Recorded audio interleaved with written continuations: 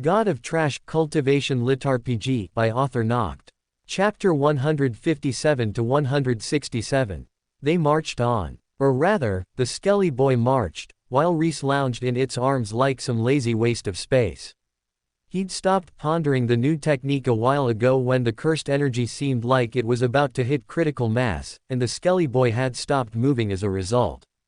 That was something to explore when he had lots of mana and was in a safe place, not while he was being carried around by a curse he was deliberately misusing on his way to pick up more filth and another curse.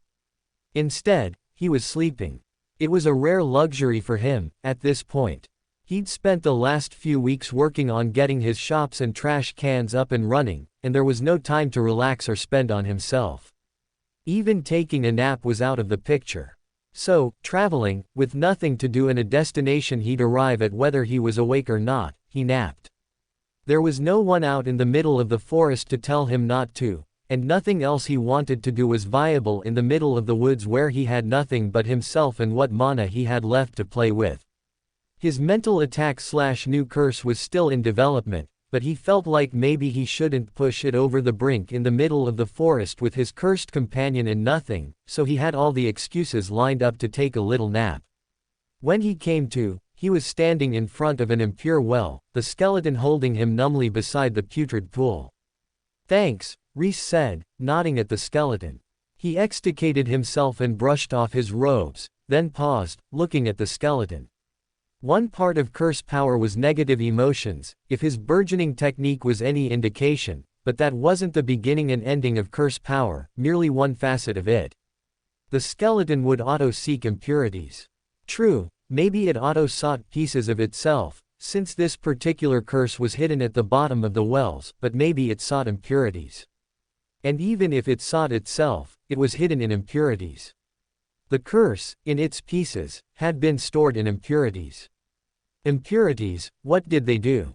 Disguise the curse, overpower its signature, keep the curse alive while it was torn into 1,000 tiny pieces. Putting the skeleton's untimely grave aside, he had plenty of evidence that impurities were tightly linked with curse power.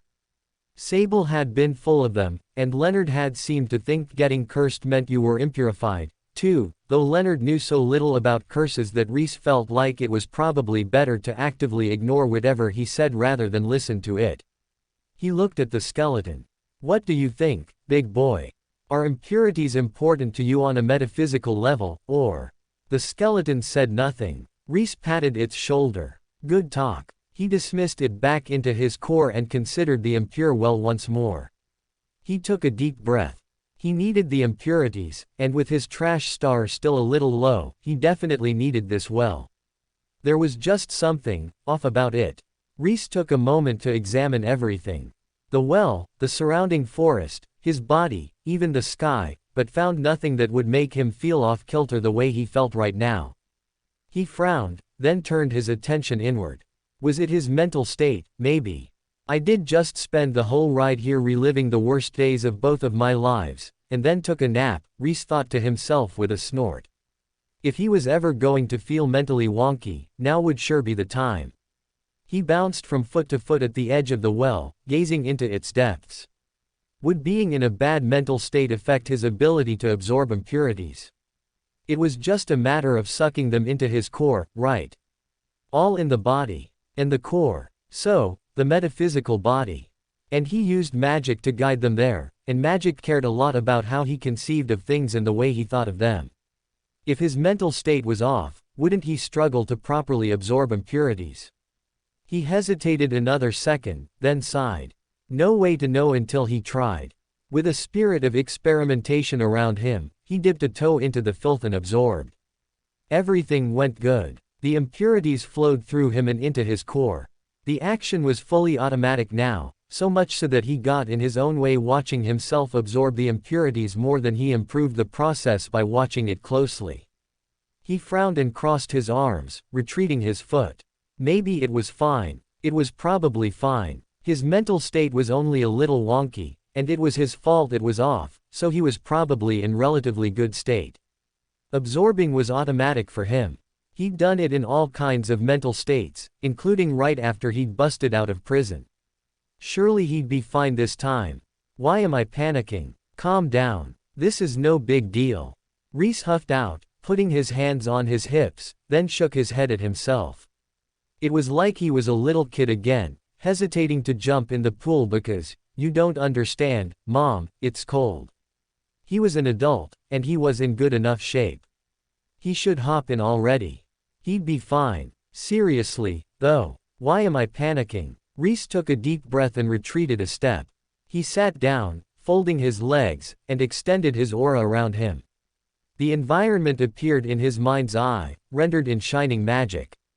Mana cared more about life than about anything else, probably because everything alive had mana, no matter how little. He saw animals wandering by, the birds in the trees, bugs, spiders, trees and underbrush, all of them lit up in bright blue. The impure well was a bright spot of mana, though that thick pool of mana was traced through with heavy blots of black, the black so heavy at times that it appeared as a dark hole in his mana vision, rather than bright mana. And just by the edge of the impure well was a human-shaped hole. Rhys sat there, eyes shut, continuing to pretend to meditate. He let his mana senses drift around, forcibly keeping himself from pointing all his mana at that human-shaped hole to examine it more closely. He pointed his mana anywhere but at the hole. Nothing, there's nothing there. I shouldn't pay any more attention to it. Not at all. No wonder he'd been panicking. He must have sensed the presence. He refused to think of it in any more clear words, in case it could read his mind, subconsciously, and been afraid of it.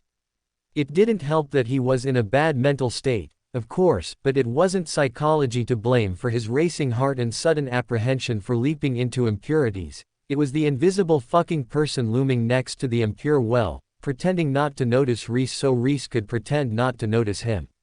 But that left a big question in the air, an absolute elephant in the room. Did he walk away, whistling to himself, and pretend like he hadn't really wanted anything to do with this impure well, when he'd rocked up to it in the arms of the cursed skeleton rider who was locked in its depths and immediately dipped a toe in it? Or did he jump in and absorb it anyways, as if he hadn't noticed anything wrong? He could absorb impurities automatically nowadays, but absorbing a whole impure well, even if it was somewhat easy for him and he had no problem with sucking it all up, occupied all his effort and attention. If the invisible person had ill intentions toward him, he wouldn't be able to do anything to stop them from enacting them while he was absorbing the well. Then again, he'd barely been able to sense the invisible person in the first place. If they really willed him harm, couldn't they have acted before he figured out why he was so concerned? No, even if they acted now, he couldn't sense their tear. That meant they were so much more powerful than him that he couldn't properly gauge their strength. In other words, if they attacked him dead-on in the light of day, he probably wouldn't be able to fight back. He was quibbling over nothing, because if they'd wanted him dead, he would already be dead. Unless they want this impure well for something, and they object to me starting to suck it down like a big, nasty milkshake. As effective an argument as, "I drink your milkshake," was when shouted at close range in a bowling alley. He was pretty sure that guy wasn't going to care how long Rhys's straw was or where it ended. This was his impure well, he'd been here first, and if he wanted it, then Rhys was the one in the wrong for daring to touch it, let alone the fact that Rhys was a fool for messing around in front of someone so utterly more powerful than him that he felt anxious. No, a borderline panic attack, just standing in the person's general area, when they had absolutely no interest in him at all, and weren't even doing anything about him. Rhys twisted his lips. Maybe I should just leave. Unless that person would be insulted by him fleeing their presence. Unless simply reacting to the fact that they were here pissed them off. He couldn't pretend he didn't want the impure well.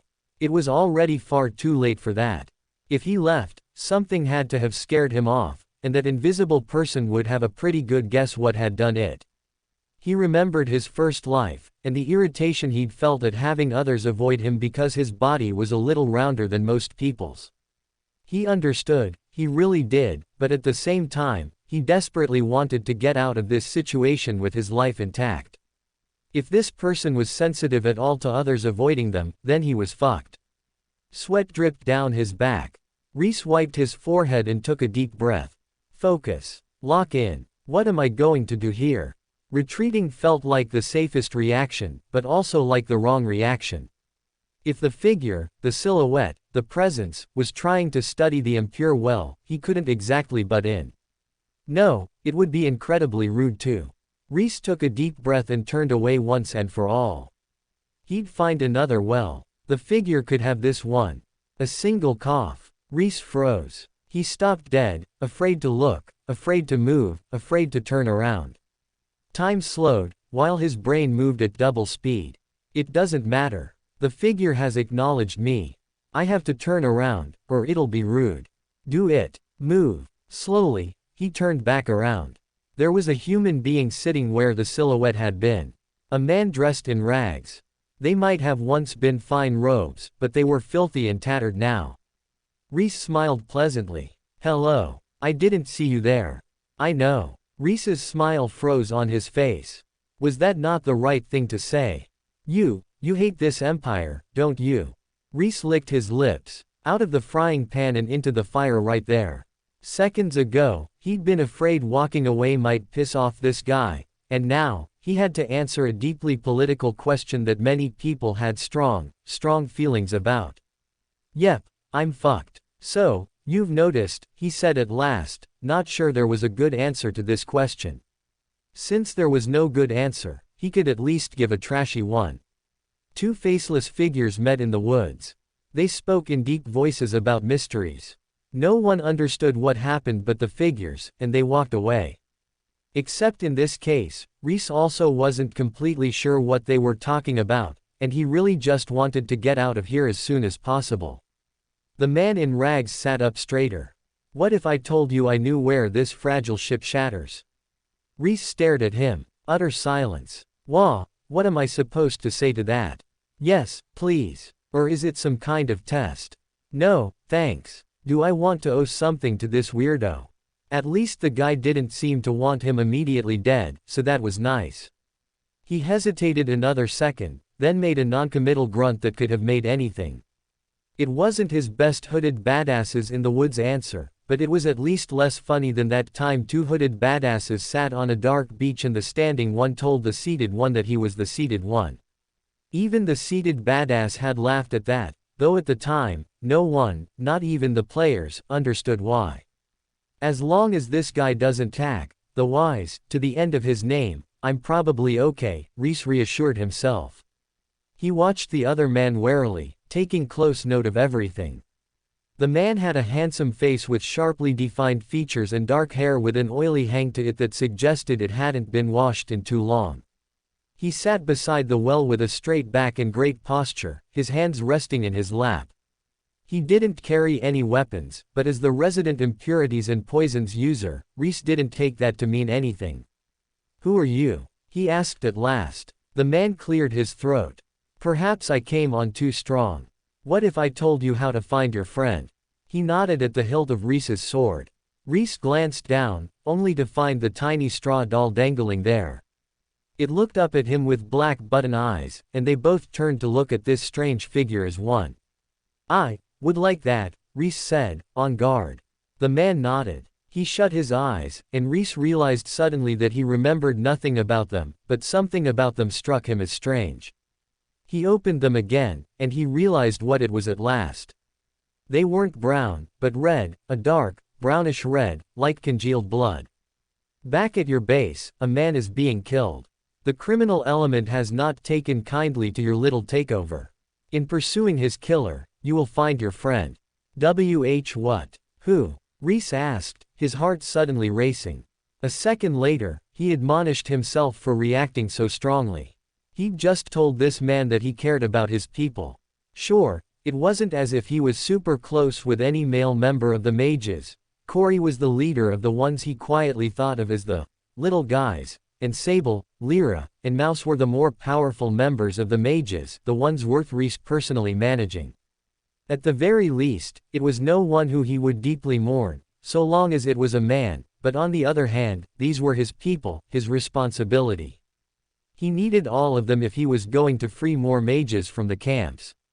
He couldn't afford to lose anyone right now, let alone someone this man considered worth mentioning. A second later, his heart skipped a beat as he realized the more important half of that statement. If he's not bullshitting, then this man knows exactly what's going on in my secret bases on the other side of the empire. What? How? Who are you? He blurted out at last. The man let out a hollow laugh. You can call me a friend. Can I? Rhys muttered, mostly to himself. Would you rather call me an enemy? Their eyes met again. It was like gazing into the sun, intense and painful. Rhys looked away first. The man snorted under his breath. He put his hands on his hips. For now, our priorities align. Once you take down the empire, we'll have to reconsider. But until then, I'm not but a powerless old man with a few words of advice for a strapping young mage like yourself. Bullshit, Rhys thought, but he didn't dare breathe the word aloud. Instead, he took a step back. Someone was being killed. He had to get home. Figure things out. Settle. Don't you need this well? Don't rush away. Sup of it first. The matter has already been dealt.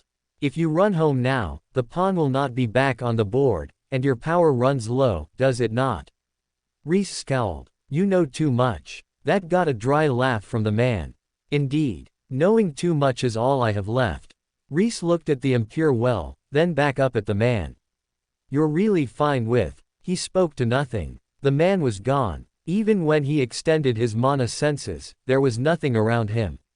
No human-shaped holes in the flow of mana. Rhys ran a hand through his hair and shuddered, fear sinking all the way to his bones. Too close. Whatever that was, it was far too close to him. Those kinds of people should stay locked away atop mountains, running universities and institutions and staying far away from ants like him. He glanced at the impure well again, pausing to look around one last time. He shrugged. The guy had left it to him. If he didn't absorb it now, wouldn't that piss the guy off? And he wasn't wrong, either. His trash star was low. Not crazy low, but low enough that the thought of abandoning this well pained him. If he believed the man, there was nothing rushing home could do for him. His pawn, as the man put it, was already captured. If he didn't believe the man, then he was rushing home for no reason, because he had no reason to expect one of his people to die. Either way, he'd be better suited to take on everything if he absorbed the well, whereas rushing home now to attempt to save a life the mysterious man claimed was already taken would put him in danger, lower his mana, and mean he'd retreated from an impure well without gaining any further strength or trash for the star. If someone really had been killed, then he'd need all the power he could muster to chase after them. The equation was simple. No matter which way it tilted, whether he weighted it with a life, his fear of the man, or even his personal gains, the right move was to do as the man said and absorb the well. Nothing ventured, nothing gained. He took a deep breath and stepped forward, plunging into the gunk yet again. When he emerged, there would be trouble to deal with. But then, when was there not? He was a trashy guy. Trouble followed him around. And I suppose, if I get back and someone really is dead, then I'll know to take that man's words far, far more seriously. The impurities closed in over his head. Rhys sunk into the darkness, his mind on a future just as dark. As he gave himself fully to absorbing the impurities, one last thought shot through his head, foolish and trashy though it was. Damn it, I should have asked him if I could test my mental attack on him. End Book 3. One cursed bone and a well-load of trash and impurities later, Rhys raced home in the skeleton rider's grasp, urging the rider on faster and faster, to higher and higher speeds. Someone might be dead. A mysterious man whose power he couldn't gauge had said so. It was a ridiculous reason for him to speed up, but he couldn't help but rush anyways. This was exactly the kind of world where someone who appeared out of nowhere in the woods might actually know someone you knew had been killed. He was careful not to waste too much mana on the run, since he assumed there would be a battle waiting for him when he got home, but he pressed it on as fast as he dared. Whoever or whatever that man had been, he'd clearly wanted to interfere with Rhys somehow. Offer a warning of what had been done. Warn him off of something. Either way, it left him spooked. That guy could have killed him. He'd come out of nowhere, and Rhys hadn't known he was there except for how unsettled he'd felt. Whatever that man had wanted to do, he'd at least succeeded in terrifying Rhys. I hope it's not Blake, Rhys thought, then took a deep breath. If someone was even dead. If this wasn't all some high-rank mage's sick idea of a prank. It probably was. It had to be. He returned to his home base, only to realize that he had many bases now, and they might have killed any of the criminals at any of the bases he possessed, and he wouldn't even know. Hell, he might not even think to consider it strange, if not for the man's warning. He rolled his eyes to himself as he dismissed the skeleton rider and raced past Sable, through the tunnel, and toward the snack shack. A long distance from the man, no longer all alone in the woods with himself, a silent cursed skeleton, and nothing, it all seemed pretty ridiculous. How could that guy know someone had died? Hell, how did he know a death even meant anything? People died every day. None of his crew had died yet, but they lived in dangerous times, and some of them were ex-criminals. For all he knew, some of them deserved to die, and he had no reason to protect them. That old man said it was an attack from the criminal element. And that's not something I wasn't expecting, but how did the old guy know? Why did he bother telling Rhys? Was he waiting at that well for Rhys to arrive? If he knew enough about Rhys, he could anticipate that Rhys was going to arrive at a well. If he knew the wells well enough, he would know which well was closest to Rhys, and wait there for him. But that left a big question: was he waiting for Rhys? Was he looking for Rhys? Why would he sit there, knowing things that Rhys didn't know, and share them with Rhys? The first thing he asked: if I wanted to know about straw. He ran a hand over his forehead, frowning. The most obvious consideration, the one thing that linked together Rhys, straw, and the impure wells, was the remnant weapons. Sable had said she hid in wells as a girl, because her father had said they were safe. Her father, the remnant weapon. Was this man a remnant weapon? Was he Sable's father? Rhys frowned. Did Sable have black eyes or red? I think it was one of those two colors. If red, then, maybe. Wait, yes, she did. I'm pretty sure, anyways. But aside from the probable eye-color connection, there was nothing binding Sable and the man. She'd called her father the aberrant beast. That man hadn't looked like an aberrant beast, but then, as didn't look like a cat most of the time, either. He hadn't been under the impression that Sable and her father were on the best of terms, but they were still blood. Sometimes that meant something. Sometimes. He paused. Sable. Bones clattered overhead. Sable said nothing, but he knew she was listening. Does your father have eyes the color of dried blood? There was a dry laugh from overhead. If you met my father, you would know. Is that a no, then? Were you maimed? Attacked? Raked with claws? Chewed on? No. Whoever you met was not my father. Rhys nodded slowly. The man I met did not seem anywhere close to attacking me with his bare claws. If that's what Sable's father is like, then that wasn't him. And then, a second later, holy shit, Sable. Are you okay? Sable's childhood trauma would have to wait. He had a dead body to maybe locate. If the man had been pranking him, he'd be, Rhys wasn't sure. Relieved. It wasn't like he wanted to find a dead body. On the other hand, if the man was telling the truth, then Rhys had a mysterious, powerful new ally. He wasn't sure that was worth losing one of his men for, but it was worth something. If the man was going to die anyways, he'd rather gain something from it than lose someone for no reason. How callous of me. He'd really changed his perspective on death lately, he'd discovered. If Bast, Az, Mouse, Lyra, Sable, or even Corey died, he'd be inconsolable. He'd probably feel something to see Laurent dead, though every part of him was very confused about exactly what he'd feel, though probably not as confused as Laurent. But anyone else, one of the criminals or faceless underlings he barely knew. He'd feel righteous anger that someone had harmed one of his men, but that was it. Unless they were someone he knew personally, he just didn't care that much. That lever is still there. It's just different. The dangerous lever remained, but it wasn't in the shape he'd thought it would be. If someone got a hold of someone he cared about, the fear, rage, sorrow, and anger would be there. If someone got a hold of someone he barely knew, he'd still be angry, but in a manageable way. In a way where he could make a plan and counterattack, rather than immediately take to the warpath. Does it say something about me that all the people I care about right now are women? Rhys thought dryly. He still cared about Bast and Az, but neither of them were particularly relevant right now.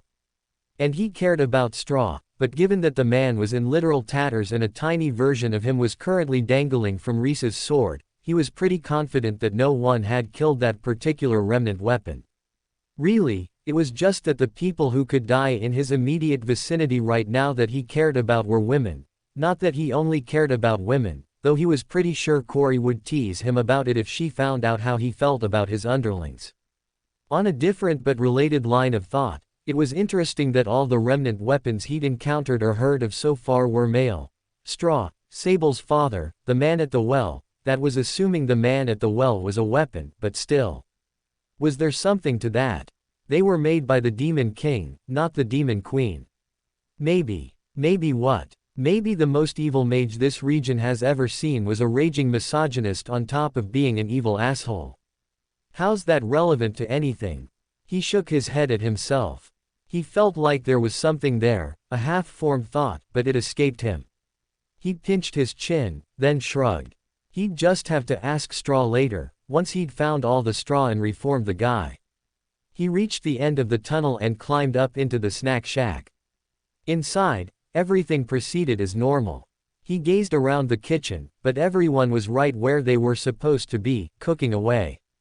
Hopping out of the tunnel, he jogged as casually as he could to the door and peered outside. Their faces were still out front, the same familiar faces as ever. All the men and women, right where they were supposed to be. No dead bodies. Nothing out of place. Rhys let out a breath he hadn't realized he'd been holding. He was safe. Fine. No one was dead, and that guy in the forest was just some weird old mage who got his jollies off scaring kids like Rhys. His guesses were a little too uncanny to be complete coincidence, but Rhys was okay with that. He could accept that some high-rank nosy mage was aware of what they were doing, especially since he didn't seem too interested in stopping Rhys and his people from doing what they were doing. Better than coming home to a dead body. He brushed off his robes and gathered himself, realizing he'd been a bit out of breath since he'd arrived. No need to be running around like a madman scaring everyone over nothing. He ran one last hand through his hair to calm himself and walked to the kitchen with a smile, already calling his trash enlightenment to hand to imbue into the chips. At the back of the shack, a shrill scream ran out. Rhys whirled. A woman whose name he almost remembered staggered back. "Be girl," he thought, her hand clasped to her mouth. She pointed, her eyes bulging. Already fearing what he'd find, Rhys ran over. He caught her by the shoulders and looked past her, out the door. Leonard sat on the stoop of their back door. Not all of him, just his head, cut off at the neck and standing upright on the rear stoop, dull eyes gazing at nothing. Others gathered. Rhys passed off B-girl to someone better suited to comfort and picked up the head, glancing around to make sure no one had seen before he slammed the door shut. B-girl shook her head, gasping past her clasped hands. I'm sorry, I shouldn't have screamed. It's fine. No one's going to come running that quickly to some random girl screaming in a back alley like this, Rhys reassured her, though he wasn't sure it was the right reassurance, from the fresh concern that flashed over her face. He looked at Leonard's dead eyes, then jogged to the trap door and dropped down into darkness, closing it behind him. He needed time. Time with his thoughts. The old man had been right. A man was dead. One of his underlings. Leonard. He didn't know how he felt. Now that he was face to face with it, the apathy he'd been assuring himself he'd feel seemed nowhere to be found. This was one of his men.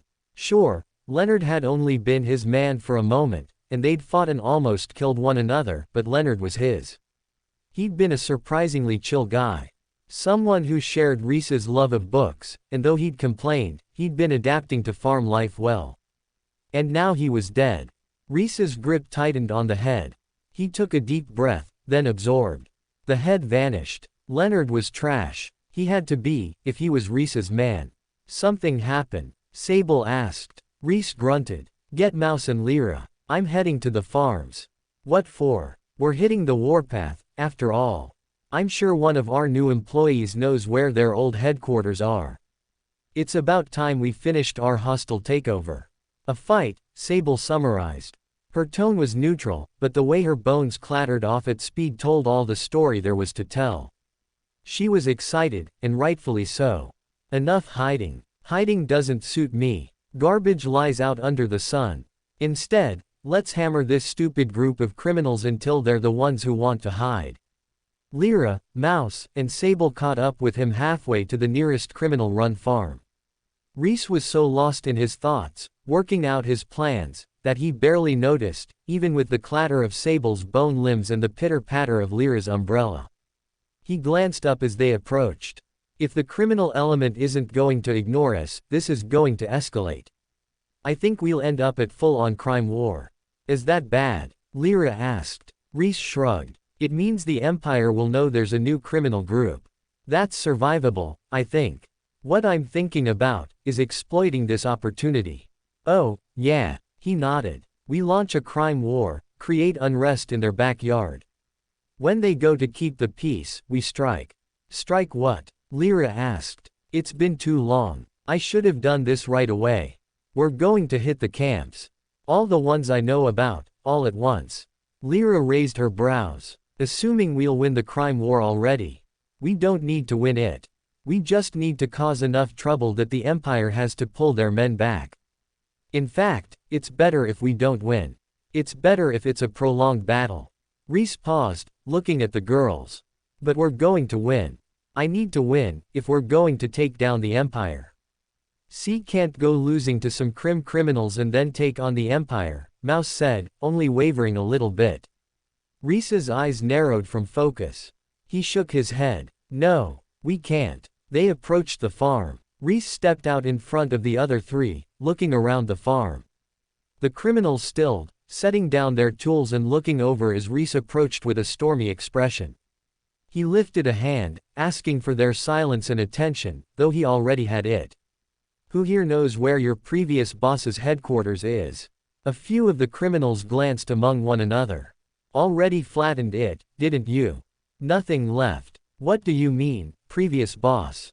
The one before that. Camp's gone. Rhys waited, glancing from one criminal to the next. One of them would know. One of them had to know. At last, an older female mage stepped forward. You mean the ones who ordered around the water syndicate, she guessed. Rhys nodded. Yes, they're in the capital. I know where their base is. I can point you at it, but I won't fight. That's a battle I can't win. What tier? 3, 4, Rhys asked. She shook her head. I never met the bosses myself. The Mrs., the old water syndicate's leader, pointed it out to me once at a distance when we were visiting the capital for a deal. I can't say, but I'd guess at least 4. Rhys wrinkled his nose. It might end up being a drawn-out battle whether I want it to or not. That was fine, though. He wanted a drawn-out battle, so a tough opponent suited him. He'd lacked someone to sharpen himself against for a while, and he was feeling the lack.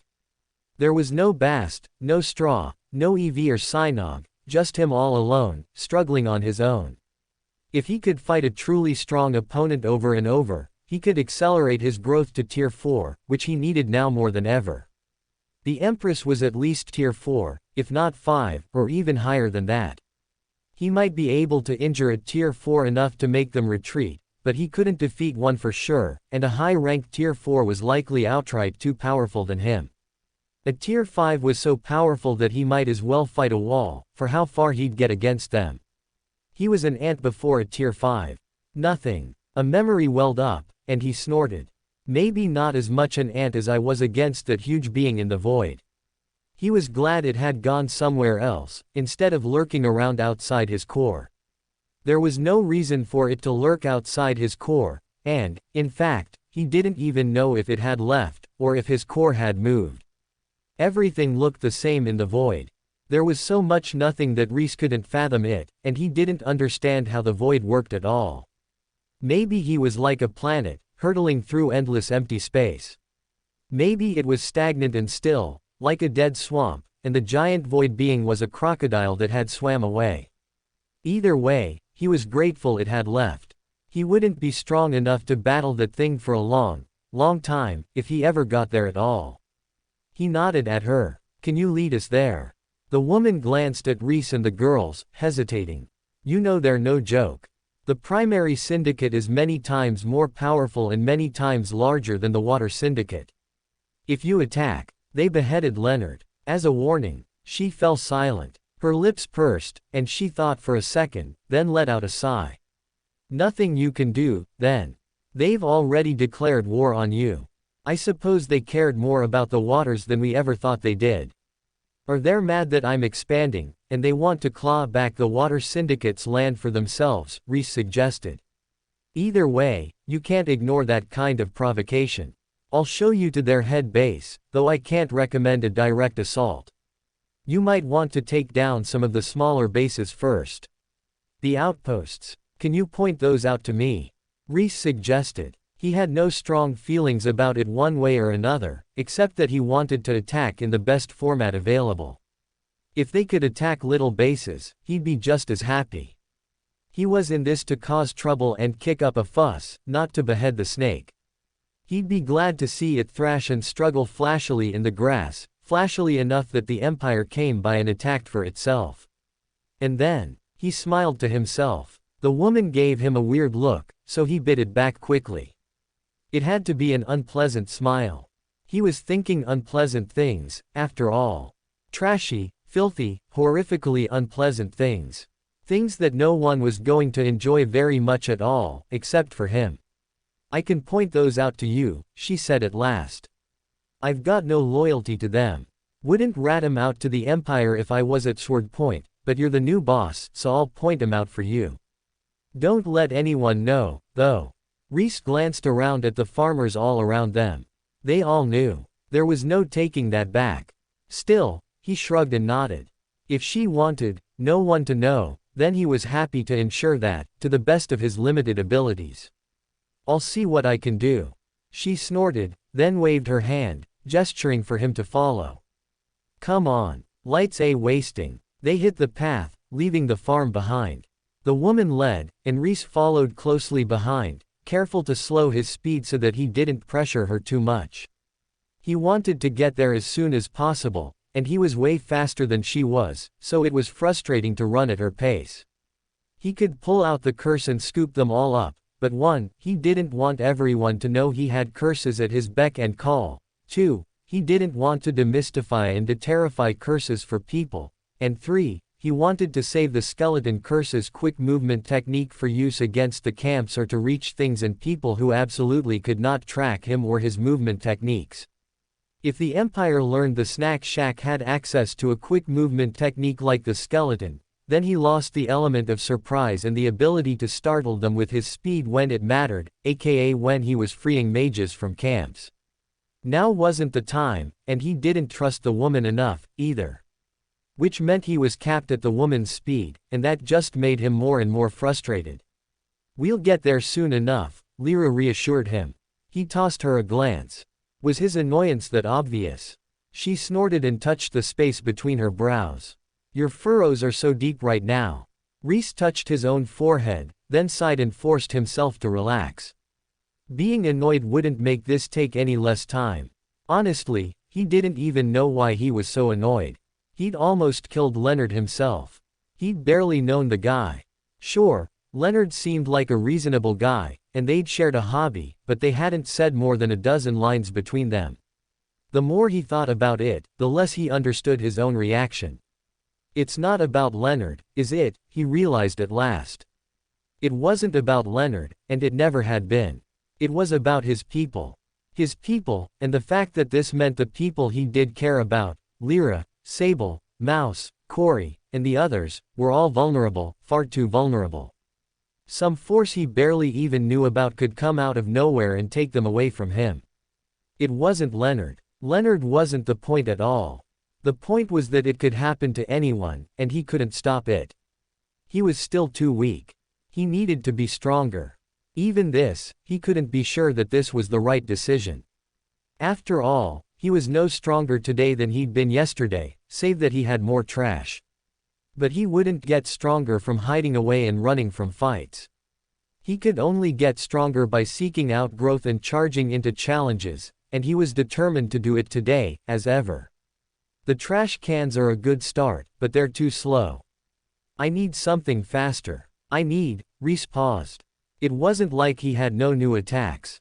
He had the mental attack, which he still hadn't tested on a live subject, and he had the void.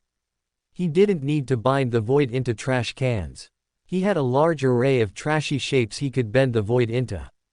Rhys drew out some trash, choosing a bendy strip of wood with good elasticity that had once been part of some structure or another, perhaps a decoration. As he ran, he focused, shaping it into a long stick with a hoop on the end. When he pulled a ribbon, the hoop opened like a gripper, and when he released it, the hoop snapped shut. A trash picker. A grippy tool. One of the things people would use to pick up trash from the side of the road, and stuff it into bags. Bags, Rhys thought, and a second later, he drew out some cloth and shaped a simple bag. Still running, he called forth the void and bound it into the mouth of the grippy tool in the opening of the bag. "What's that?" Mouse asked, peering at the bag. "A trash bag. You put trash in it," Rhys informed her. "Like the baskets." "Like the baskets," he confirmed. He looked at her. "Do you want to try?" "Try what?" Mouse asked. Rhys tucked the gripper into the back of his belt and opened the bag, letting its mouth gape wide. He pointed it at a tree, then thought better of it and knelt, scooping up some leaf mold instead. Most people considered leaf mold trash, even if it was essential to the forest. He wasn't sure his imperfect control of the void would work on anything but garbage, but he could still use it to great effect against some criminal trash. He lifted the bag. A circular shape of leaf mold, perfectly defined by the edges of the bag. The bag remained light. Nothing had entered it, but in the void, just outside his core, some leaves rained down. Oh, Mouse said. "It's a great assassination tool, but I think it'll only work against garbage human beings." "What do you think?" he asked her. I think you know your path better than I do," Mouse demurred. "No, I mean, you. You're his assassin, aren't you? What do you think of it as a weapon?" Mouse jolted. I'm not." Lyra broke out laughing. She shook her head. "Rhys, you can't just say that to an assassin. She's going to cry." "What? Is it wrong to say that?" "I didn't mean anything by it, though," Rhys said, turning back to Mouse. They were all friends here. It wasn't like he didn't know she was an assassin. She'd followed him around Purple Dawn. Sure, that was just following him, but the difference between following and assassination was a blade, and he knew she knew how to use blades. Everyone at Purple Dawn did. It was a basic requirement of magehood, for goodness sakes. She specialized in stealth, not outright combat, so it was obvious that she was training to be an assassin. Clearly this was some kind of faux pas, but he didn't think it was so bad it was worth the blush spreading up Mouse's neck. "I'm not an assassin," Mouse squeaked at last. Rhys looked at her, then nodded. "Why not let her have it? It hurt nothing." "Sure. You're not an assassin. Do you want the killy bag of death?" Mouse looked at the bag like she didn't know whether to laugh or cry. She hesitated, then took it. "Is it dangerous to touch?" "I wouldn't stick my arm in it, but it shouldn't be dangerous to you, as long as you aren't trash," Rhys told her. Mouse gave it one last uncertain look, then delicately gripped it by the outside. "What about that hoop thing on your back? What's that do?" Lyra asked, curious. "That's for me," Rhys told her. He could make another one, but he wasn't sure if this one would work, and he didn't want to load up his competent fighters with experimental weapons he wasn't even sure functioned. He had no problem with using a piece of shit weapon that was as likely to malfunction as work, and Mouse used stealth and surprise, so they were both fine, but Lyra and Sable would be fighting earnestly. He didn't want to have them rely on something they couldn't rely on, and risk them getting injured, or worse, killed. Spoilsport. How come only Mouse gets nice weapons? You're going to make Sable jealous, Lyra said, pouting. I'm not jealous, Sable said, only a little too fast. Rhys sighed. I gave her the weapon because I'm not sure it's going to work, and I don't want one of you two to get yourselves killed, fighting on the front lines with a weapon that might just be a cloth bag. Mouse glanced at him, then the bag in increasing alarm. Use it as a sneak attack, Mouse. Worst case, you've just pulled a bag over someone's head, and you can stab them to death while they're blinded, Rhys told her as gently as it was possible to instruct someone on how to kill another person. Of course. Mouse said, unable to bite back a nervous giggle. If they work, I can always make more for you too, Rhys finished, glancing at Sable and Lyra. Lyra smiled, never bothered in the first place. Sable glanced at him, then looked away, her face unreadable and expressionless as always. The woman cleared her throat. We're almost to the first outpost. If you're ready, we're ready. Rhys faced forward, more than ready to fight. He needed to get some of this tension out, and he only knew how to do it the trashy way, by throwing it at someone else. Violently. Welcome to Fanfic Audiobook, your go-to place for immersive audiobooks.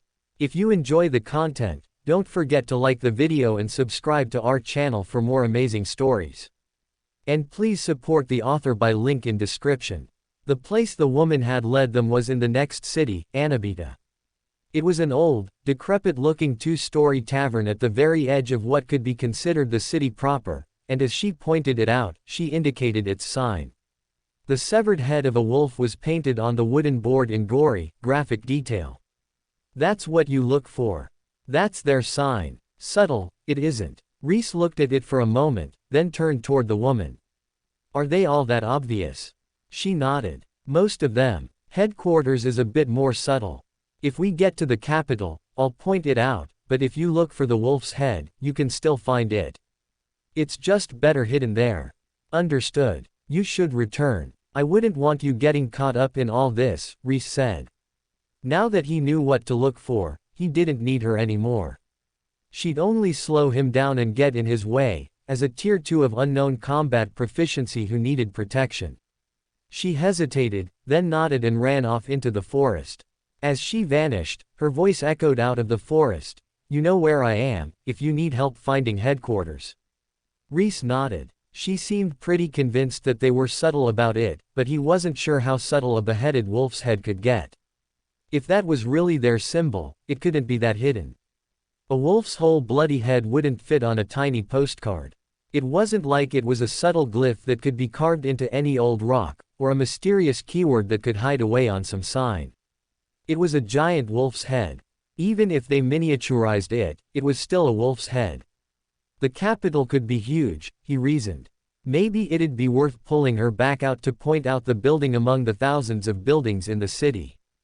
If he had to look for a single beheaded wolf in New York City, he was pretty sure he'd take weeks before he found the right one. And if it was Tokyo? Forget it. He didn't know. He shouldn't poo-poo her offer before he fully understood the context. Maybe he'd need to get home. The whole empire, he thought suddenly, looking down on this city. So far, he'd been operating in his home region, the part that the empire had stolen away from his region. He had a pretty good handle on that. But the whole sprawling expanse of the empire. That was enormous. Hard to fathom. Should I just focus on my home section? But he knew that wasn't a real solution. The empire was immense, powerful, and expansionist. If he didn't want them to turn around and expand right back over his region, he'd have to exterminate them. Claiming back only his home region was a dream, a foolish, naive fantasy. The only way to ensure safety for his region, himself, his friends, and his future, was to completely rout the empire, down to the last man. That's a war crime, he muttered to himself. What? Mouse asked. Nothing. Just thinking it's so nice there's no Geneva anywhere around here, Rhys said pleasantly. He gestured. Let's go check out this base. Maybe send them a message of their own. A message? Lyra asked, disappointment in her voice. By which I mean, burn this place down and kill everyone in it, Rhys replied. Lyra bared her teeth in a grin. I do like that kind of message. Isn't that a bit of an overreaction? Rhys looked at her. If it was you, would you consider that an overreaction? Me. Lyra. Lyra wouldn't die with bloodless teeth, Lyra murmured peacefully, with a note of admonishment, as though she'd be disappointed if anyone here died without blood on their teeth. Mouse thought for a moment, then shook her head. No. I know Leonard is not someone any of us were too attached to. But the thought keeps going through my head. What if it was one of you? I have to treat it like that. Any less reaction than full nuclear, and what people like them will hear, is, you're allowed to stomp all over us. And I have no intention of letting them walk on us, even if we are trash. Mouse nodded. After a second, she frowned. Nuclear. Huge. All in. Full throt, full power. She nodded. Rhys got the impression that she was making a small note so she could use her new vocabulary later. He coughed, embarrassed, and added, it's, slang. Very rude. I probably shouldn't have used it. He didn't know if anyone else had been isekai'd, but if they had, the last thing he wanted to do was advertise his presence in the middle of a lengthy empire-toppling operation because he happened to use a word that shouldn't exist here. He'd done plenty of it already, but most of it was so boring it wouldn't be picked up, or so ridiculous that no one would repeat him, and anyways, no one had ever made notes about the words he used before. Mouse looked so serious that he was worried she'd start using it in casual conversation if he didn't get in her way. Oh. Mouse blushed. She nodded. Of course. What did that mean to her? Rhys looked at her for another second, then glanced at the other two. We're going in loud. Mouse, you head in through the back. Get any civilians out, and come running if you find someone so strong the situation's about to get completely out of control. Tier 4 or up. He wasn't sure he could beat a high-level Tier 3, but he was willing to try. If a Tier 4 showed up, though, he'd turn tail and vanish.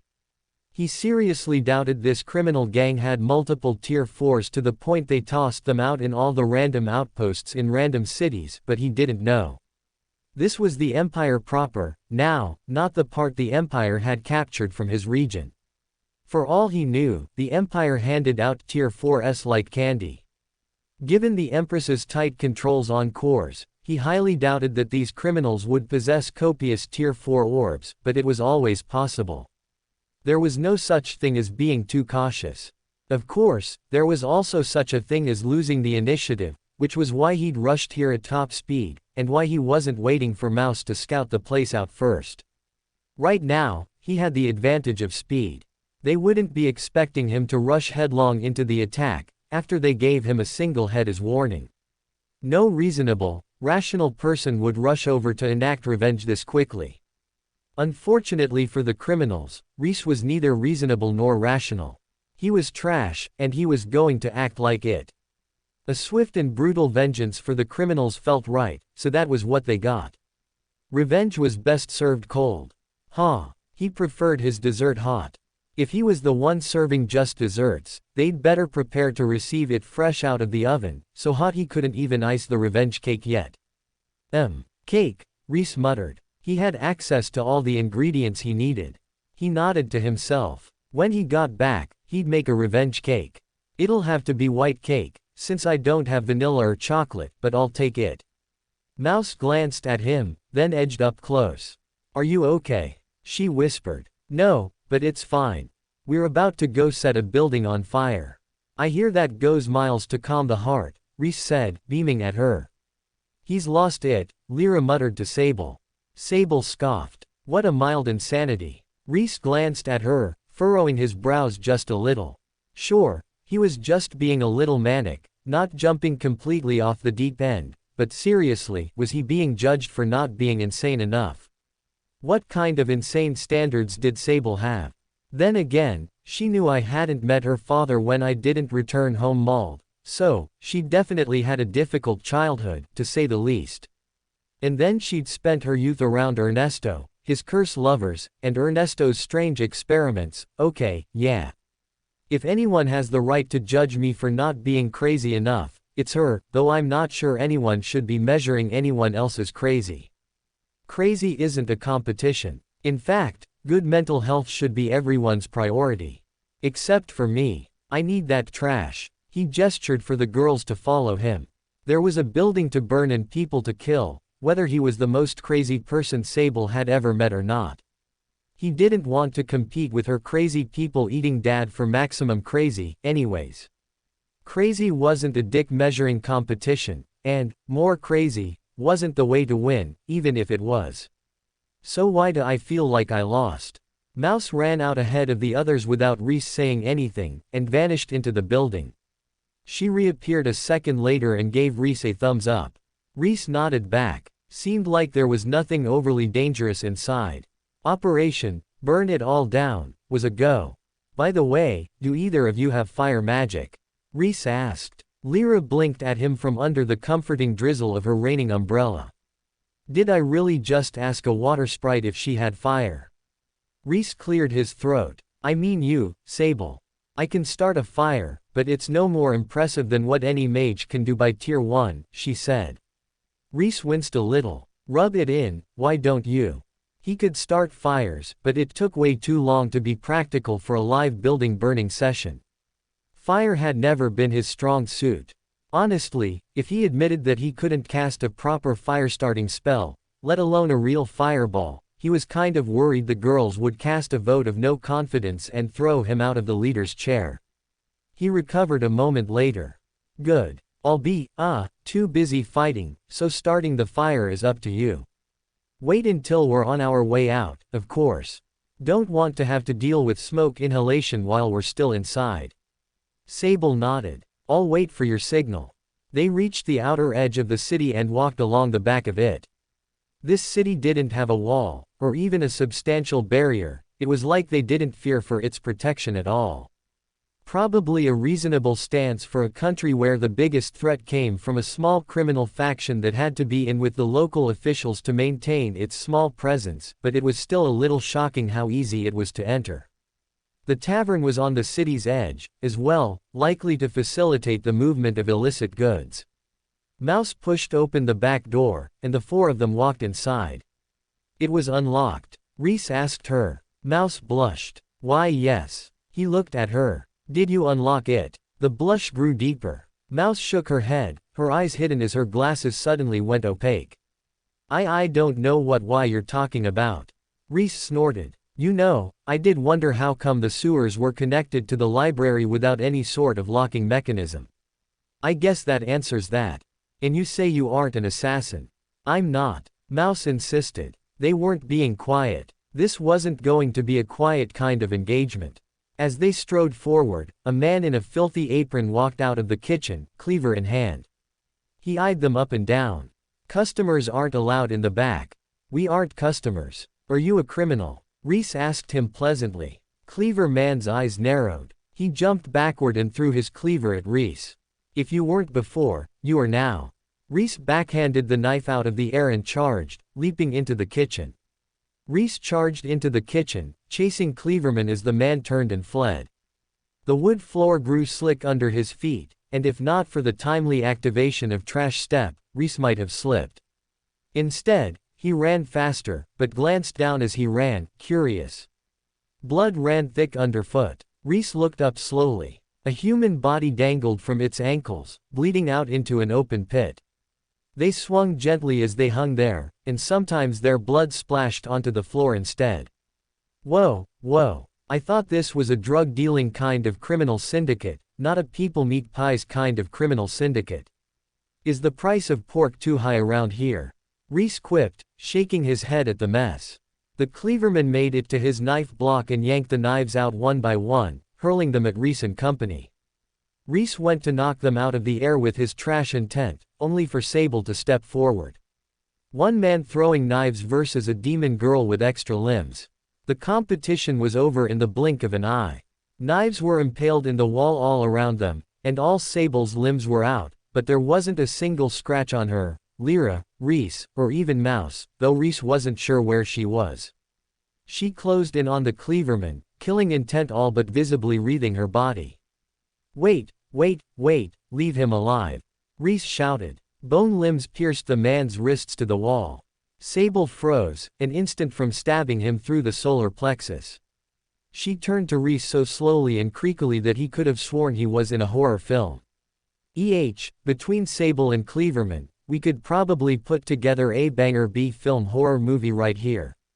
Rhys cleared his throat. I want to experiment with a new technique, but I need a VicT participant. Immediately, the murder in Sable's eyes cleared, replaced by the sparkling clarity of complete and total understanding. She nodded and gestured for him to go ahead. Rhys snorted under his breath as a few things became clear to him. Sable had been a member of Ernesto's lab. Due to her status as the child of a remnant weapon, he'd assumed she was experimented on, and she probably was, but she was clearly also part of the experimentation crew. It was pretty clear this wasn't her first attempt at pinning a man down for highly ethical scientific purposes. Am I the bad guy here? Rhys wondered, then decided he didn't care.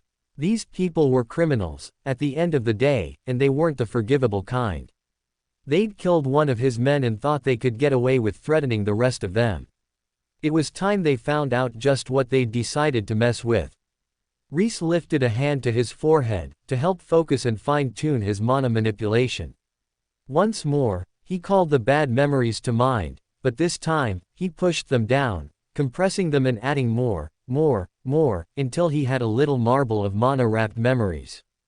It hovered right in between his brows, between his fingers and his forehead, as a tiny black ball that occasionally flickered with light in the muffled impressions of scenes, like an old-fashioned television playing a horror film at 4x speed, seen through a window with a hazy curtain drawn. The Cleaverman struggled against Sable's pin, his eyes wide, but there wasn't much he could do if he wasn't willing to tear his hands open, and he clearly wasn't willing to. Rhys pointed at him, and the marble flew forth and sunk into the man's forehead. The man's eyes widened, then rolled back in his head. He thrashed against Sable's hold, no longer coherently fighting her grip but merely thrashing. His hands and head bled where they struck the wall and shuddered on Sable's blades. You've gotta at least be willing to rip your hands apart to win, man, Rhys advised him, shaking his head. I don't think that's reasonable, Mouse murmured. I've done it. It was my foot, but still, Rhys said. Mouse stared at him, wide-eyed. In the mines. No, in Infinite Constellation School. She stared at him even harder. There was this teacher, it was a whole thing, it's not important. Lyra, is there anyone coming up behind us? Lyra shook her head. Hallways clear. Mouse glanced around, then perked up. This building is empty aside from this guy. There's a trap door in the hallway. Leads to a tunnel. Like our tavern. Rhys nodded. It made a lot of sense. Both taverns were built, or at least used, by the same larger syndicate, so of course they'd have similar trapdoors and layouts. He looked at the Cleaverman. Do you think he's going to stop thrashing? Sable frowned at him. It's your attack. Yeah, but it's my first time using it. Should we kill him? She sighed and raised a blade. Before she could drive it home, the man's eyes cleared. He stared around in horror, then slammed his head into the wall repeatedly. Blood flew. Bone cracked, and something gray mixed in. He slammed his head back one final time, and he went limp. Rhys raised his brows. Well, Sable raised hers as well. What did you do to him? I just gave him some bad memories. All compressed. All at once. It was probably a lot, huh, Rhys said, devolving into muttering to himself at the end there. Experiencing the memories over a span of 3 long years was bad, but hammering a fire hose of the absolute worst of his experiences into a man's head all at once, he licked his lips. Yeah, that would probably be a little overwhelming. I don't know that I'd bash my head to death, but... Rhys dusted off his hands. Anyways, let's go find the trapdoor. Sable, mind setting it on fire on the way out. Now, before we attack what's on the other end of the trapdoor? She asked. By the time we get there, the fire will just be starting here. It should be fine. She nodded. Aren't we cutting off our own escape? Mouse pointed out. Who needs an escape? Rhys asked boldly. We do, Lyra said, giving him a look from under her umbrella. Rhys sighed. All right, fine. We don't burn it down. We'll burn it down on the way out. Mouse sighed with relief. Lyra nodded. Weak, Sable muttered under her breath. Extending her bone limbs, she skittered ahead of the others. One quick stab, and she yanked the trapdoor open, then vanished within. There's nothing weak about preserving an escape route, Mouse muttered to herself. I just don't like fire, Lyra said casually. Rhys shook his head at both of them and followed Sable down. The tunnel was much like the one under their tavern, simple and unadorned. Raw earth walls stretched off into the darkness, lit only occasionally by glowing, enchanted stones. They raced ahead with no words shared, rushing toward their destination. Mouse pulled ahead of the rest of them once again, vanishing into the darkness. Rhys ran at the speed of the Tier 2 girls, letting Mouse scout ahead. No reason not to. They were moving as fast as Tira and Sable could sustain speed, so might as well let Mouse do her work. Mouse returned a few moments later. She shook her head. Only 3 people in the base at the other end, but one of them is Tier 3. You have to go ahead and strike first, or else we're at danger from the Tier 3. Understood. Rhys sped up. He drew his new weapon, the garbage claw he'd built on the way toward the town. He didn't know if it'd work at all, let alone on a fellow Tier 3, but there was nothing like testing something under fire. Really, he should have tested it before this, but he just hadn't had the idea until he was closing in on the building. It wasn't that he was trying to test his attacks for the first time live in combat, but given his options, it was better than not using it. Plus, there was value in a bluff, even if the weapon totally malfunctioned, which was honestly the most likely option of the bunch. Still, worth a shot. Even if it was a total loss, he could still use trash intent on it. In fact, it'd be easier to use trash intent on it if it was a total loss. He pulled it out from where he'd tucked it in his storage ring and spun it around in his hand, testing the feel of it in his grip. It was awkward and unwieldy, but he could swing it well enough. He was used to using trash in combat, so it wasn't too far beyond his usual parameters to wield a weird stick with a loop on the end. Rhys pointed it at the wall. He pulled the string to open the gripper and pointed the grippy part at the wall, then closed it. There was a vague tug on his mana, and the mouth of the gripper snapped shut, biting a chunk out of the earthen wall. Rhys raised his brows. That was proof of concept, at least, though he had no idea how Mage Tears would interact with its void-touched gripping section. It probably would weaken the effect. At a guess, it would weaken it by the difference in power between him and his victim, so if they were at the same power level, or nearly the same, it would be far less effective. I've got the mental attack, too, and my core is pretty topped up. I'm in good shape. I can take on someone at my tier. Even someone at the peak of my tier. Hell, I took on the warden back in the camp, and he was already Tier 4. Rhys nodded to himself, skipping a little as he walked to psyche himself up. His last battle with a fellow Tier 3 had been a little bit desperate, and he'd gotten badly injured. Tier wasn't everything. Although it was nearly everything, a powerful high-rank Tier 3 with ideal skills could pose more of a threat than a weak Tier 4 who had no defenses against his impurities, as Landon had proved. He didn't want a repeat of his battle with Landon. Just because he'd beaten one weak Tier 4 with trickery, didn't mean he could always beat Tier 4s, or even other Tier 3s. He was still right to be wary and on guard. Maybe not as worried as he was, but still a little worried. I guess I forgot that I'm trash, and I haven't been fighting like crazy lately. I've been plotting and working, but not fighting or training. So of course I'll find other high-ranked Tier 3s hard opponents. Honestly, my battle with the Warden was probably just a fluke. Just one case of a Tier 4 being optimally weak to my power set, rather than an indication of my personal strength. I am trash, after all. I'd be foolish to think myself capable of taking on people at my strength or higher without being worried about it. All it meant was that he had to train harder. Now that everything was up and running, and he didn't need to be personally involved in much, he could lock in and focus on training, without having to worry about his business crumbling the second he looked away.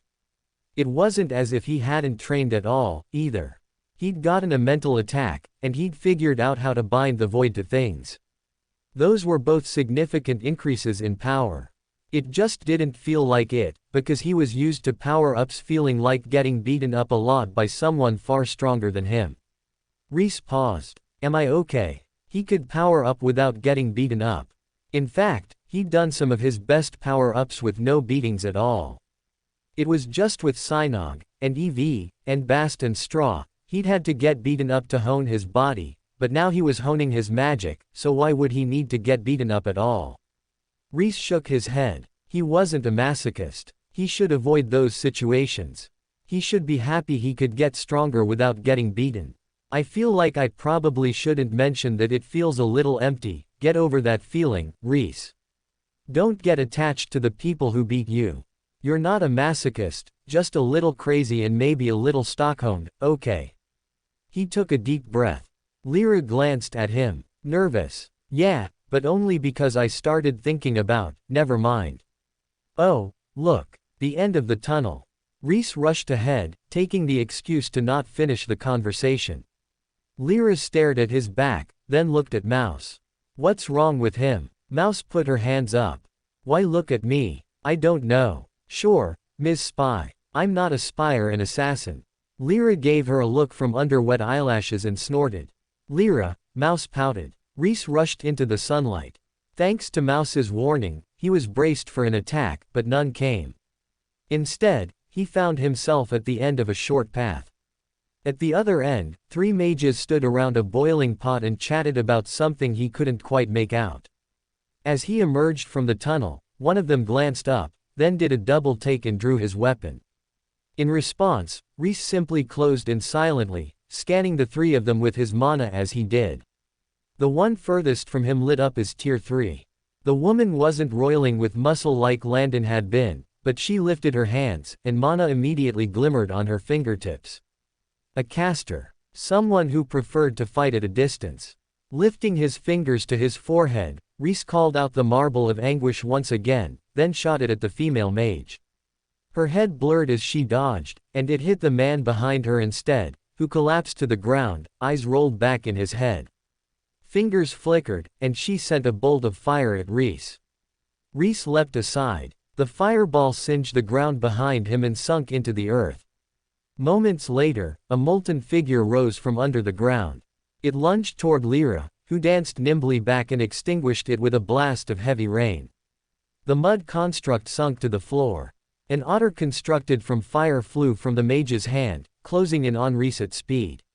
Rhys summoned a piece of trash from his storage ring and battered the trash intent of a dining room table into the otter's head. At the same time, he gestured, and a swarm of rats rushed past him, hurtling out of the tunnel and toward the female mage. The otter fell back, still, alive, but stunned, touched the ground, and leapt at Rhys again. Meanwhile, the female mage launched a dozen balls of fire into the ground to summon forth more of the molten constructs. Lyra and Sable battled against those while Rhys charged at the mage, who jumped backward, repeatedly retreating. The rats chased too, circling around her feet and trying to trip her as she ran. The otter faded away. Rhys tossed the trash intent table at the mage, keeping his trash intent active until the table struck her. She staggered back, her eyes widening. She hadn't expected the spectral, glowing blue table to have weight and heft like an actual dining room table. He closed in, but she continued to retreat. She flicked her fingers, and a dozen burning feathers shot through the air at Rhys. He pulled up a piece of trash to block, but the feathers swirled on the air and darted around his shield. Their sharp tips cut his skin, and searing heat chased after them as a burn spread through his flesh. He flicked his fingers, sending a pulse of mana into the forest. A faint buzzing responded to his call, along with a scribble on the ground. The first set of rats were still harassing the female mage, and as she continued to retreat, she found herself suddenly rushed from behind by a squad of forest rats and mobbed by a cloud of dark insects. She didn't flinch, though. She snapped her fingers, and an aura of fire whirled around her, singeing away all the insects and rats in one fell swoop. The stench of burned fur filled the air. "Oh sevens in chat for our fallen comrades," Rhys thought grimly. He drew his sword and charged as fast as he could, but the mage persistently retreated. Annoyed, he shouted, "Stand and fight." She just gave him a look. Obviously she wasn't going to do that. It would be stupid. He and she both knew that. He racked his brain, trying to think of something to say that would be so offensive she rushed him, but he just didn't know her well enough. He shook his head. I need more levels in trash talking. A thought came to him, and he raised his brows. It might work. If she was just going to keep fleeing, This battle was going to last forever, but, well, if it worked. Mouse, he shouted. Right here, she replied, her voice echoing from behind him. Rhys nodded. He took an angle, so that as the mage fled, she fled back toward the sound of Mouse's voice. He tossed trash at her to keep her distracted, deflecting her fire feathers with his sword in the other hand. A few got through, but at the same time, some of his trash impacted her body. It didn't do much damage, but Rhys counted it as a silent win. If he'd smeared some filth on there, he could have slowly lowered her defenses until she couldn't flee anymore.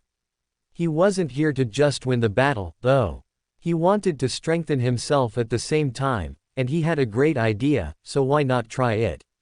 He saw Mouse in his mana senses, or, more properly, he saw the trash bag he'd given her earlier. As the female mage approached Mouse, Rhys sunk into his mental state, dropping into his core. He instantly found the section of void that connected to the trash bag. It was bigger than all the rest of them, and besides, he'd knitted all the void segments into the real world himself, by hand. He knew where they all were, and knew where to look. He came to the edge of the gap.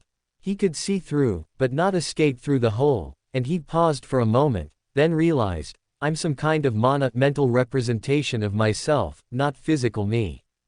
If I stepped out of one of these holes into the world, what would that look like?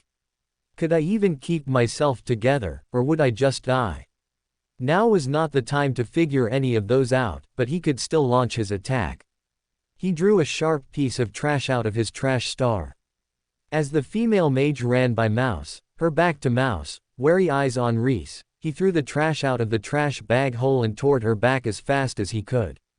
The trash passed through the void barrier that marked the lips of the trash bag and returned to reality at top speed, momentum preserved. It hurtled toward the woman's back. At the last second, she whipped around and dodged.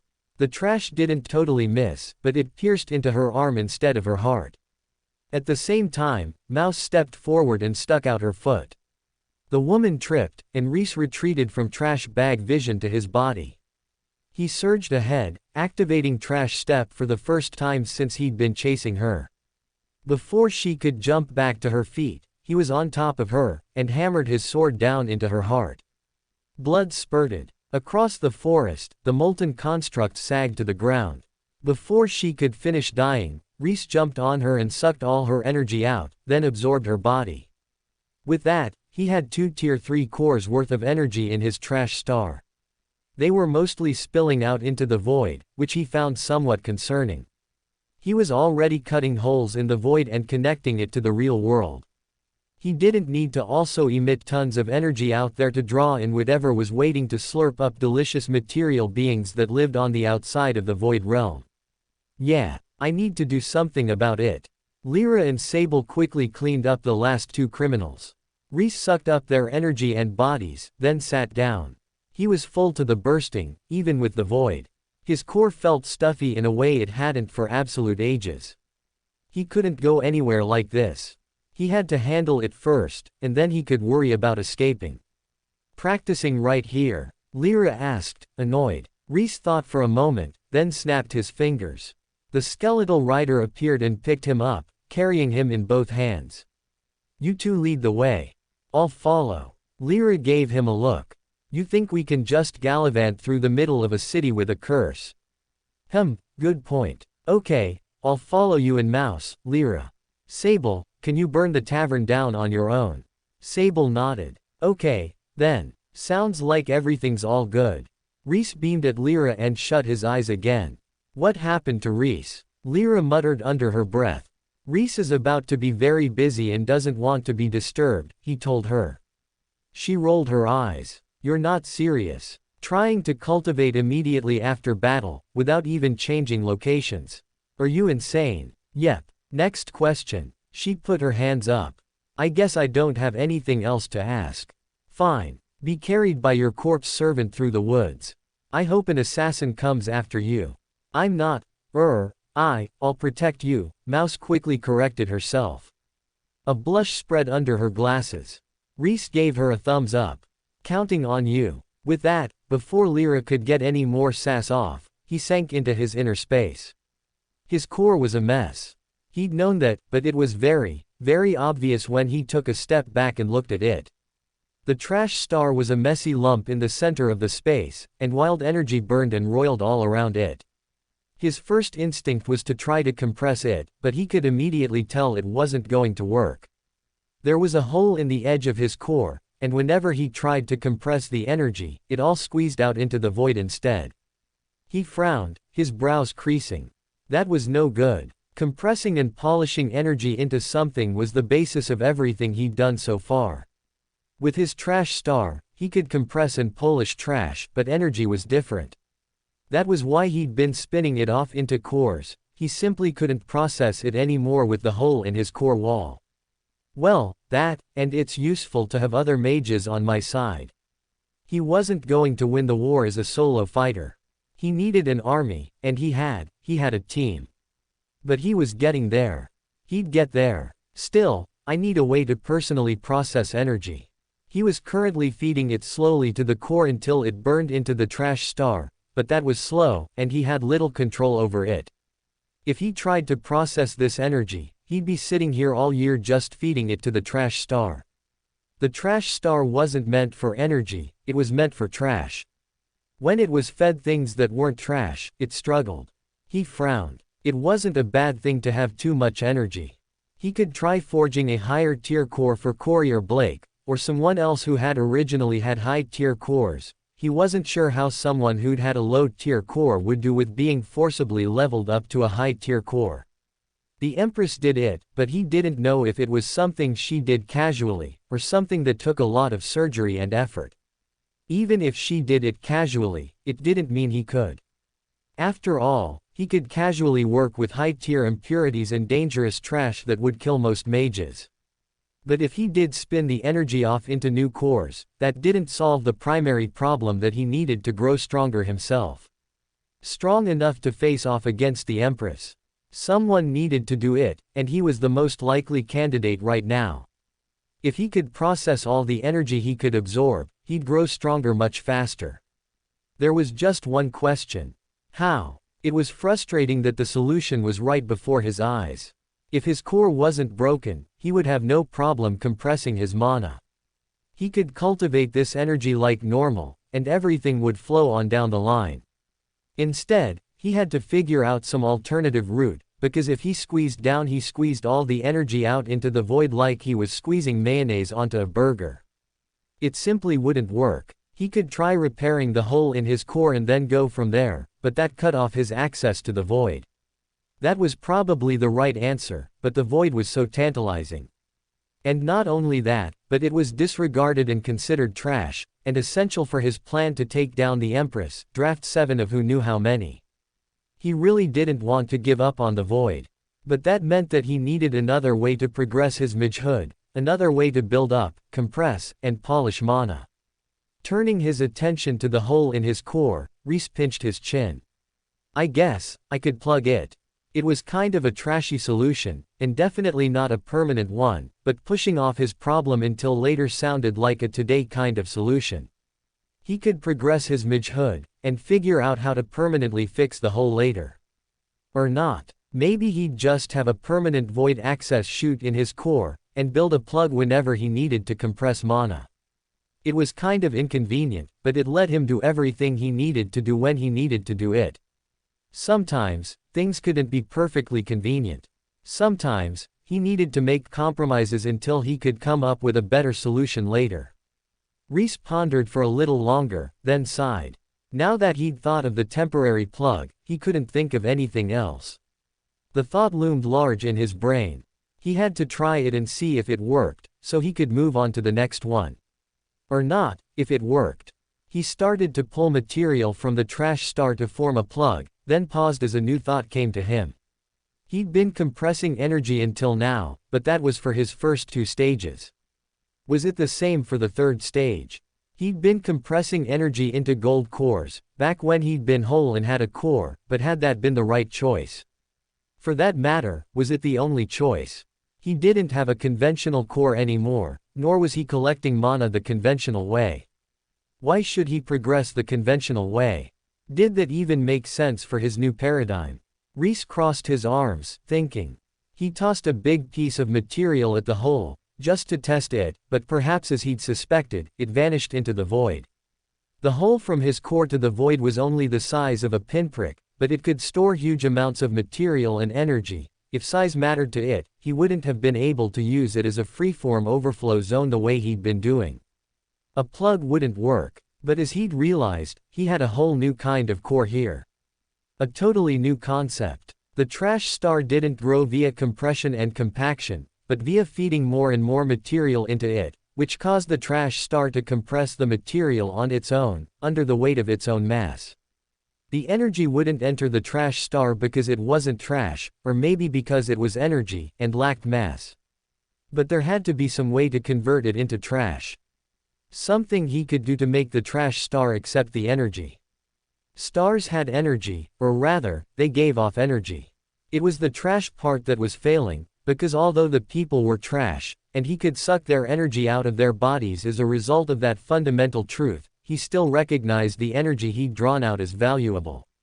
He could still manipulate it, the way he could manipulate any energy, and if he used it for a trash objective, like creating cores for the people the Empire had discarded, he could freely manipulate it with all the dexterity his path afforded him. However, he couldn't treat it like trash and freely handle it to any end, because it simply wasn't trash, and no amount of mental gymnastics could make him see it as worthless. Rhys frowned. He spun his hand, swirling the energy around. It was frustrating to have all this mana and no way to meaningfully handle it. Aside from building cores, which was highly meaningful, but didn't help him advance, and his advancement was just as important as building cores, since if they didn't have a high-rank member, they'd simply get wiped out to the first tier 4 to take the battlefield. It was a truth of this world. People at lower tiers struggled to fight those at higher, and those at higher could often freely slaughter those at lower tiers were simply too strong of a power difference. Neglecting his own strength to focus on growing followers or growing his followers' strength was a sure way to lose, since even if he built a second tier 3 out of all this free mana and successfully installed it in one of his followers, a single tier 4 or tier 5 could take them out as easily as wiping their hand across a blackboard. As confident as he was in his trash manipulation abilities, he was pretty sure he couldn't craft a tier 4 core as a tier 3 mage, and on top of that, he was also more or less certain that none of his followers had been tier 4 before the collapse of their region, since they would have been valued enough by whatever organization they belonged to, at tier 4, to be evacuated, or strong enough at tier 4 to fight their way out. No, none of his followers had been tier 4, and likely not at the brink of it, either. In fact, he'd be lucky to count a tier 3 among their number. Since he didn't know how to implant a higher level core into a lower tier body without exploding or otherwise causing egregious bodily harm to the lower tier body, he couldn't simply focus an underling up to tier 4. He had to grow himself. It was the only option. Not that Rhys had really needed that much convincing. He liked getting stronger and being the strongest. Who didn't? Was there anyone in the world who'd say, "Nah, I could be stronger, but I'd rather make you stronger instead," and really mean it? Even the most dedicated teachers were ultimately people who had reached the apex of what they could achieve and then chosen to pass on their skills rather than keep training them, with diminishing returns in their face, or people who had reached the apex only to have it stolen away from them by age, new tactics, or injury, and now could no longer contest for the apex. He had nothing against teachers, but if they were really, earnestly, honestly given the choice to strengthen themselves even further instead of growing their students, he was 100% sure that they'd all chose to strengthen themselves. It wasn't even hypocritical, it was simply a good idea, both selfishly and selflessly. A stronger person could in turn tutor more people further. A stronger person could protect more, weaker students. No matter how he looked at it, gaining strength was good. And in this particular case, it was extra double plus good. So how do I turn this collected energy into strength? He should have done the hard part already, gathering the energy. All that was left was the easy part, turning it into his energy. Except that wasn't easy, because no one had ever thought about turning mana into trash and feeding it into a giant trash star before, so there was no manual, and he was struggling to come up with an answer. There was a simple answer, of course. He could slowly feed the energy into the trash star. The trash star would burn the energy away slowly and convert it into whatever powered the trash star. It was doing it right now, even without his direction. The only problem was that it took far too long, and the conversion rate wasn't great, either. The amount of energy he had could likely take him to tier 4, or at least close, but if he let it all burn into the trash star, it would simply keep the trash star burning at its current rate. Maybe it would increase the trash star a little, but what it wouldn't do was increase the trash star a lot. Tier 4 was far beyond his reach with the current method of absorbing energy. There had to be something better. Against his will, Rhys felt his eyes turning to the void.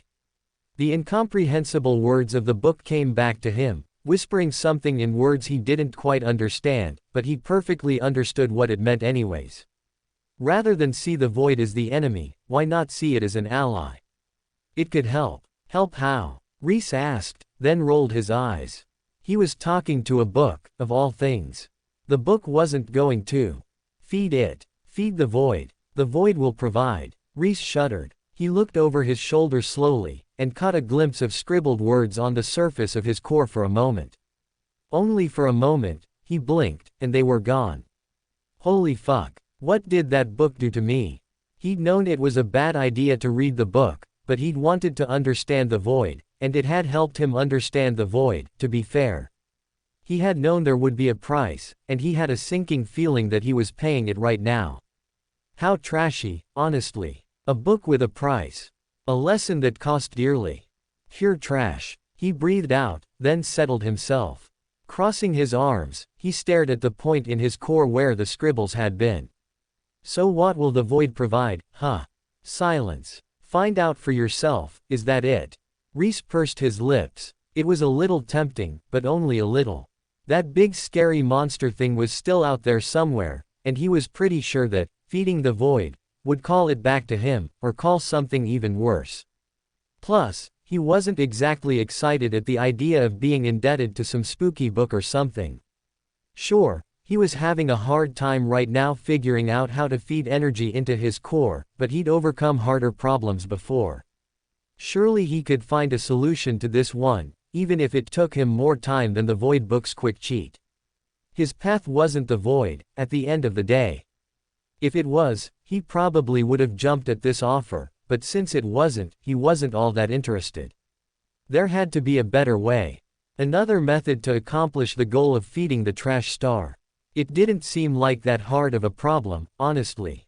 The trash star ate pretty much everything, so he just had to figure out a way to make the energy, anything else.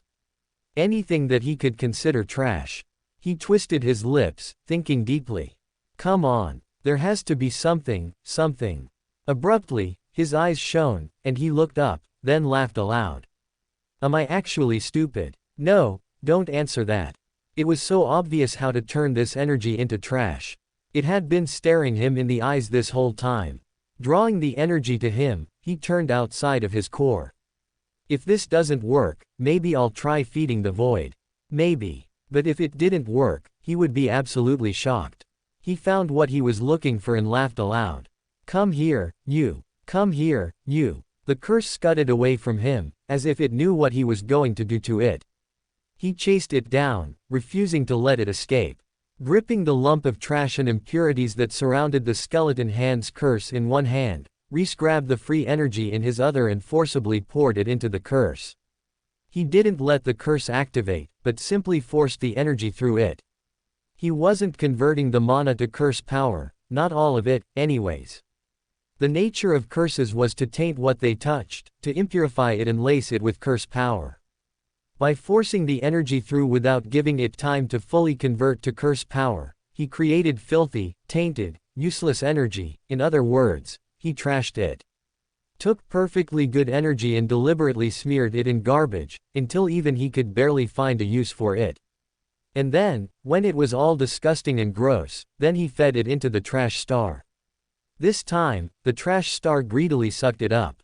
Rhys cheered, pumping his fist, and kept pouring more in. This was exactly what he needed. It was way better than some temporary plug.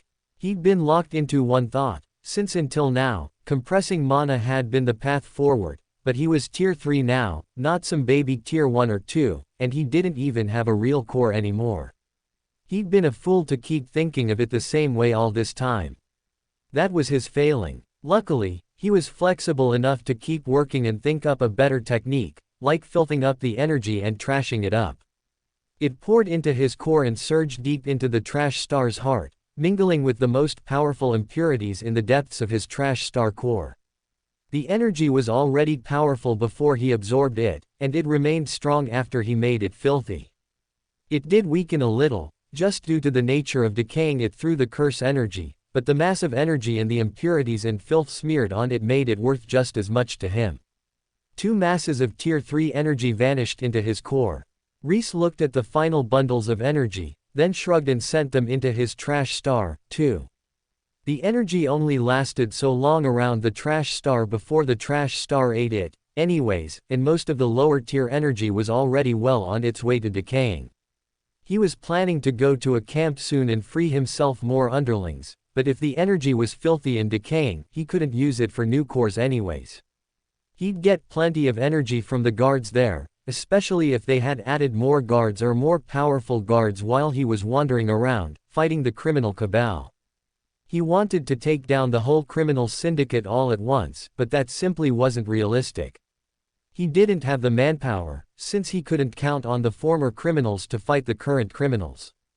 But if he freed some more mages from the camp, he could have trustable manpower to put against the criminals, and with trustable manpower, he could absorb more criminals into his enterprise, which gave him more manpower to put against the potato chip business, which got him more gold for equipment and spread impurities around the empire, which, well, suffice to say, it was a great idea.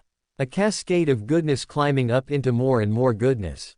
He'd satisfied his anger, and now that he was coming down from that high, he had to admit that Leonard wasn't really worth him being this rash. Sure, taking down one criminal base was totally worthwhile.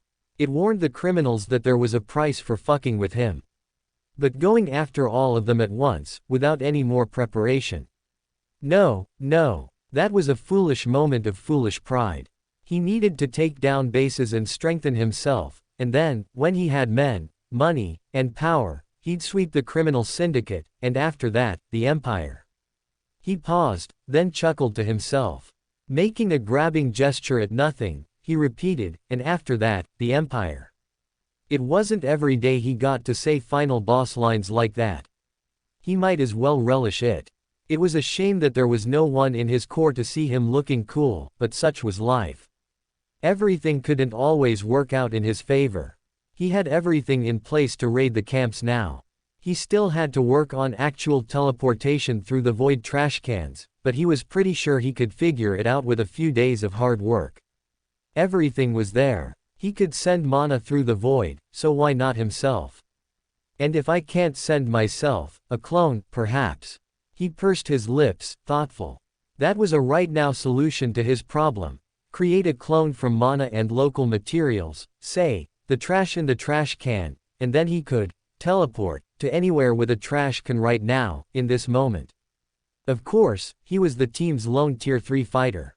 He had no idea if he could make tier 3 clones, but it seemed like a future thing, rather than a baby's first clone thing. Rhys considered for a moment, then frowned and shook his head. It was a nice thought, but it wasn't good enough. No, I still want true teleportation. True teleportation was better than clone-based semi-teleportation, in a lot of ways, but most importantly, in terms of combat prowess. Plus, true teleportation could be used on many people at once, instead of just him. He would truly become a difficult man to track down once he had true teleportation, and equally, a difficult man to constrain. It might even be too powerful for a mere tier 3. He chuckled under his breath. That was perfectly fine by him. He might only be a trash talent, but as long as he used his skills judiciously, he could even qualify as overpowered for his tier. Now that was a trashy goal worth striving for. The last of the energy finished processing into the trash star. Rhys turned to the void once more. The trash bag was large enough for him to fit through, though he had the sneaking suspicion that any hole would be big enough, given the way the tiny pinprick cortivoid hole was enough for him to easily fit through when he needed to. The primary remaining problem was that the hole to the void was within his body, and short of turning himself inside out in the process, he had no idea how to pull himself, body and all, through the void and out into the other side of reality. He reached the edge of the void bag hole and stared out it. Mouse had it mostly pinched closed right now, but he could still see her face as she ran alongside him, slightly sweaty and panting hard. "Pa, you're a trash bag on the way to the garbage bin," Rhys thought, then laughed at his own joke. He'd been doing a lot of that lately. It was lonely, here in his core. He needed more human interaction. Needing more human interaction. What a wild thought for a man who'd once spent his entire life locked in a small room, shouting at strangers at the internet. That had been a form of human interaction, but it didn't feel the same. It wasn't as real as walking through a forest with a quiet glasses girl, a water sprite, and a child of darkness, or whatever Sable thought of herself as. Still, he found himself smiling at the thought of it. He'd made real friends, built companions in this world. He wasn't alone, an island, anymore. He'd put down roots, developed and grown as a human, and in power. And now, it was time to take the next step. He pushed his hand through the trash bag hole. As he pushed his hand through the hole, it changed in composition, or at least in the way he perceived it. It was no longer his hand, but a lump of mana. He could manipulate it freely, but it no longer felt or reacted like a hand. He retracted his hand and looked at it, wiggling his fingers around. There was something different between the hand in here, and the mass of mana out there. Something had fundamentally changed. Not just his perception, but something had gone missing, that he could easily hold onto in here. What was it? Why was he here, in his core, anyways? What was this avatar of him that moved around in the core? Wait, hold on. Is this my soul? Am I my soul right now? Rhys blinked. It couldn't be, or was it? It felt right, and it made a lot of sense. Almost too much sense. He turned his hands over, then looked over himself. This was him, or rather, Rhys. This wasn't his body from back home, but the body he had here. He raised his brows, slightly surprised, but the sensation passed quickly. He'd been Rhys for almost a decade now. It would be stranger if he still clung to appearing like his old self in his soul. He'd come to see Rhys as himself, and himself as Rhys, so his soul had changed to match his body, or something like that. He wasn't a soul expert, he was a trash expert. All he could do was guess when it came to the soul. Calling a piece of trash out of the star, he tossed it out of the bag. Mouse startled as a crumpled ball of foil burst out of the bag and bounced behind her. She looked around, trying to find out where it had come from, but there was no seeing Rhys inside the bag. He crossed his arms. He could put physical objects through the hole, and he could send spells and mana constructs through the hole. It wasn't a problem of figuring out how to use the hole, but instead, trying to figure out how to get through it. Just like in my homeworld. I could never figure out how to get in hole there, too, Rhys thought to himself, then shook his head. Honestly, why was he only funny when he was alone? All these bangers and no one to hear them. Fundamentally, unlike back home where he had no idea what the problem was or how to correct it, here, fundamentally, the problem was that the door to the void was inside him. He couldn't just turn himself inside out. If he wanted to go to the void, then. Rhys snapped. Holy shit, I'm stupid. He popped out of his core and woke up in the real world. Mouse. What? Did you throw something at me? Yeah, not at you. It was just a test. Rhys hopped off the skeleton and dismissed it back to his core. He walked toward Mouse with intention. What do you want? She squeaked, backing up. Open the trash bag, Rhys said. Why? Still, she opened it. Rhys grinned and tossed her a salute. See you on the other side. With that, he hopped into the open bag. Wait, hold on, didn't you tell me to use this to kill people? Mouse squealed as quickly as she could, even as he closed in on the bag. Yep, but it's me. I'll be fine. He vanished into the bag. Darkness closed in over his head. For a second, there was nothing. Just darkness and a vague sensation of floating. And then, agony. Honestly, he should have seen it coming. The void wasn't somewhere people were supposed to be. It was most akin to outer space. When he was a soul/mana construct, that didn't matter. He was pure energy, and safe from environmental hazards, or rather, he had no body, and consequently, nothing to get harmed by the environment with. But when he was human, in his body and not a being of pure energy, it hurt like hell. His eyes felt like they were trying to squeeze out of his head, and he closed them tight to keep them from escaping. Every other orifice was subject to a heavy squeezing, sucking sensation. He closed his mouth and clenched his butt, then pinched his nose, but there were still ears and at least one more bodily hole he couldn't do anything about. Suction was only the first of his worries. The temperature was insane. Half of him burned, while the other half froze. He was baked alive and frozen to death at the same time. Even as a mage, this sucks. Rhys exuded a thin layer of mana over his body, and instantly, the sensation of being sucked in a bad way vanished. The temperature difference faded as well, and he sighed in relief. He hadn't felt pain from heat or cold since he'd achieved magehood, and he wasn't happy to be reminded that they still hurt, in sufficient quantities. Temperature sucked. He was glad to be beyond it, for general-purpose weather, anyways. Clearly super dangerous voids were still beyond his ability to freely ignore. With the mana coating, though, he was more or less okay. There were only two problems. 1. The void sucked away the mana coating the way it sucked away everything else. His time in the void was limited, if he didn't want to bleed all his mana into it. 2. The void was greedily sucking at his mana, which meant he was a big, blazing streak of mana on the wall of the void. Bright as a star, visible for miles. Already, he could distantly sense something coming his way, and he didn't want to sit around for it to find him. Somewhere in the near distance, something stirred. Rhys glanced at it, but saw nothing. Was it just a trick of his eyes? Or was there actually something moving out there? Either way, he'd be better off if he got out of here before something found him. Another hole. There had to be a way out. He'd cut plenty of holes in the void, so why was he blind to all of them now? Come on. They should be bright. They ought to be glowing with sunlight. The void was dark. It was day outside. He should be able to easily see the difference between the two, but he was struggling. He pushed ahead, head swiveling left and right as he moved. This didn't make sense. He'd put all the exits close to one another, so he could monitor them easily. Why couldn't he find any now? Bright light caught his eye. He turned, looking toward it. A small hole opened in the void. Rhys drifted over to it, continuing to search as he glided.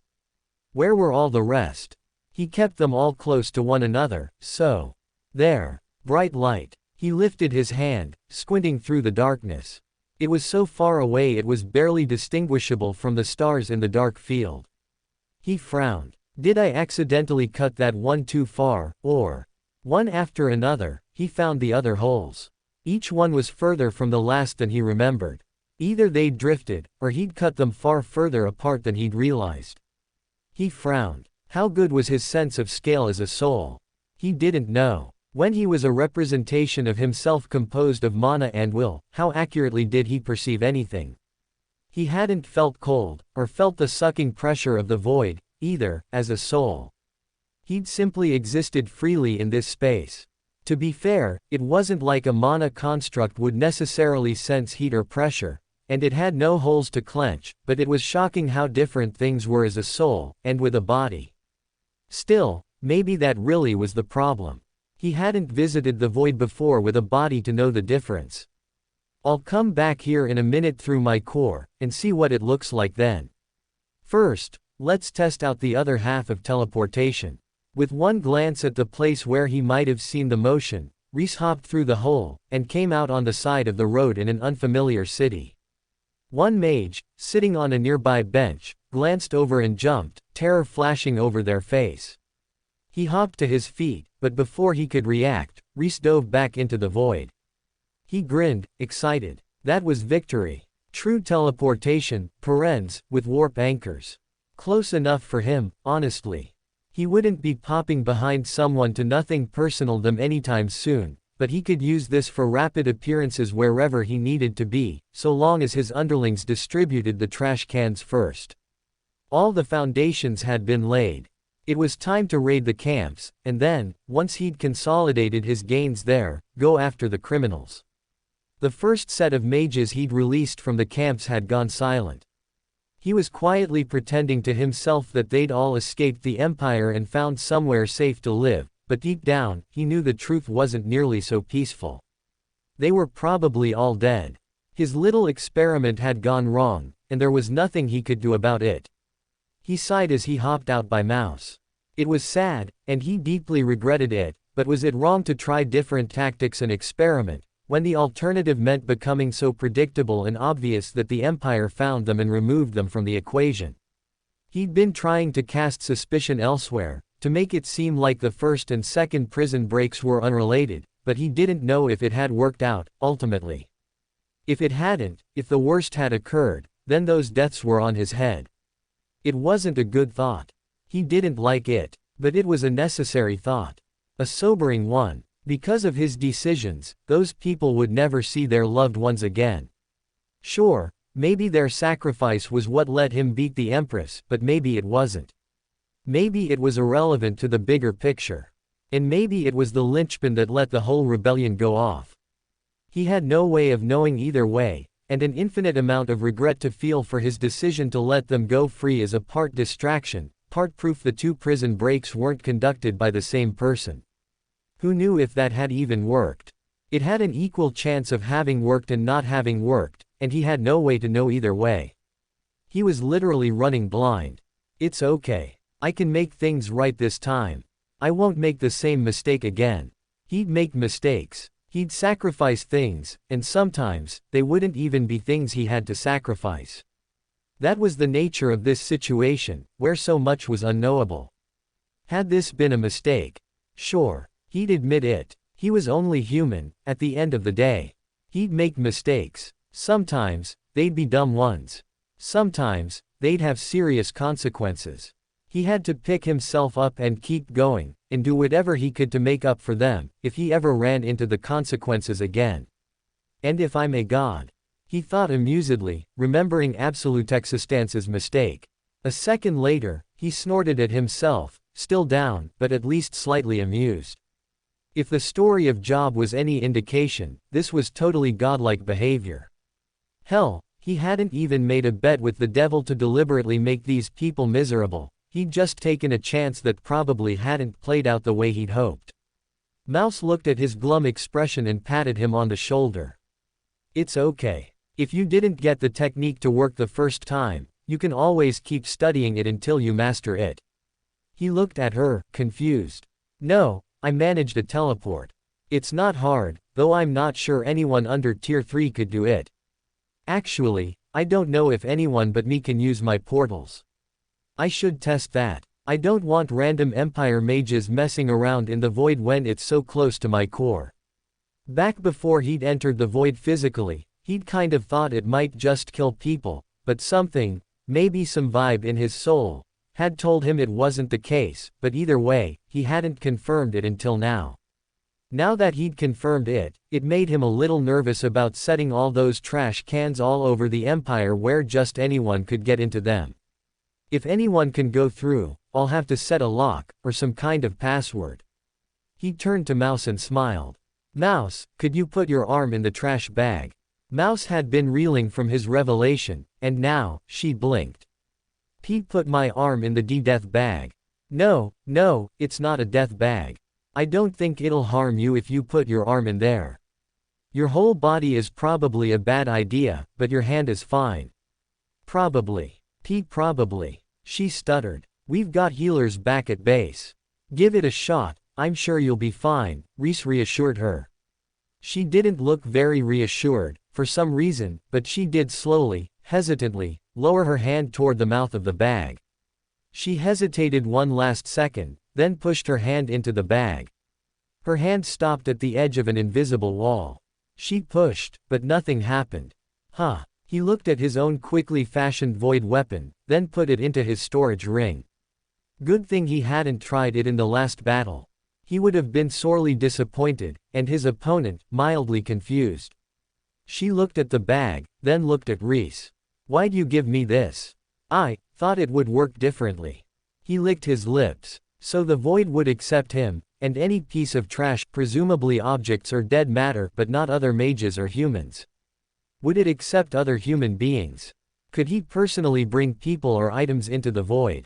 The fact that it could accept objects made it a little dangerous, since someone could do something insane like put a bomb in his precious trash cans, and detonate it right next to his core. He made a note to add some kind of filter or awareness to the trash-sucking holes so that he wouldn't suck something dangerous to him into the void, then knelt and picked up a small handful of moss from the forest floor.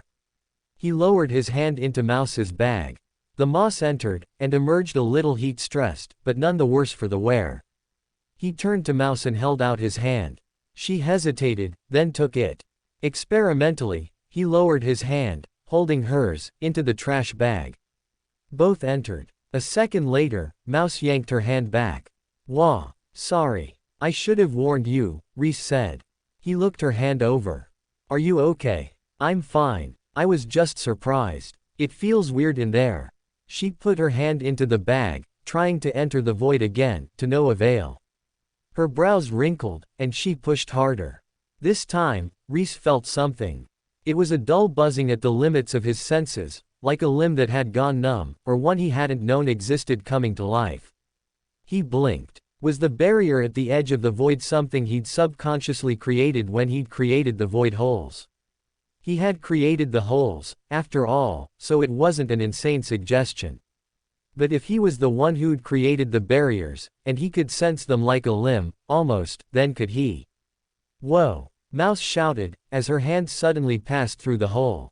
She yanked it back again, clutching it to her chest, and gave Rhys a shocked look. "What happened?" "I can let you through, apparently," Rhys told her, raising his brows at himself.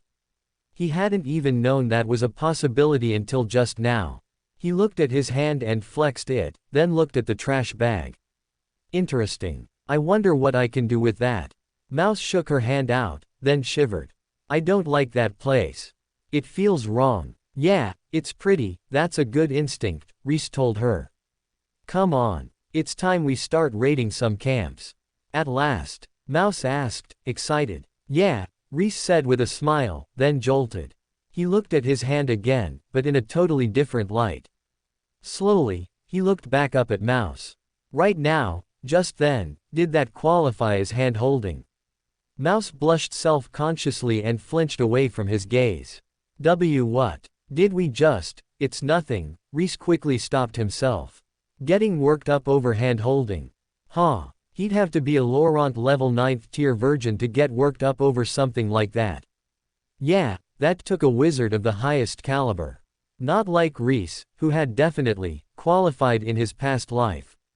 But not in this one. He was still young. His previous life didn't count against his virginhood in this world, surely. After all, he'd been a child again.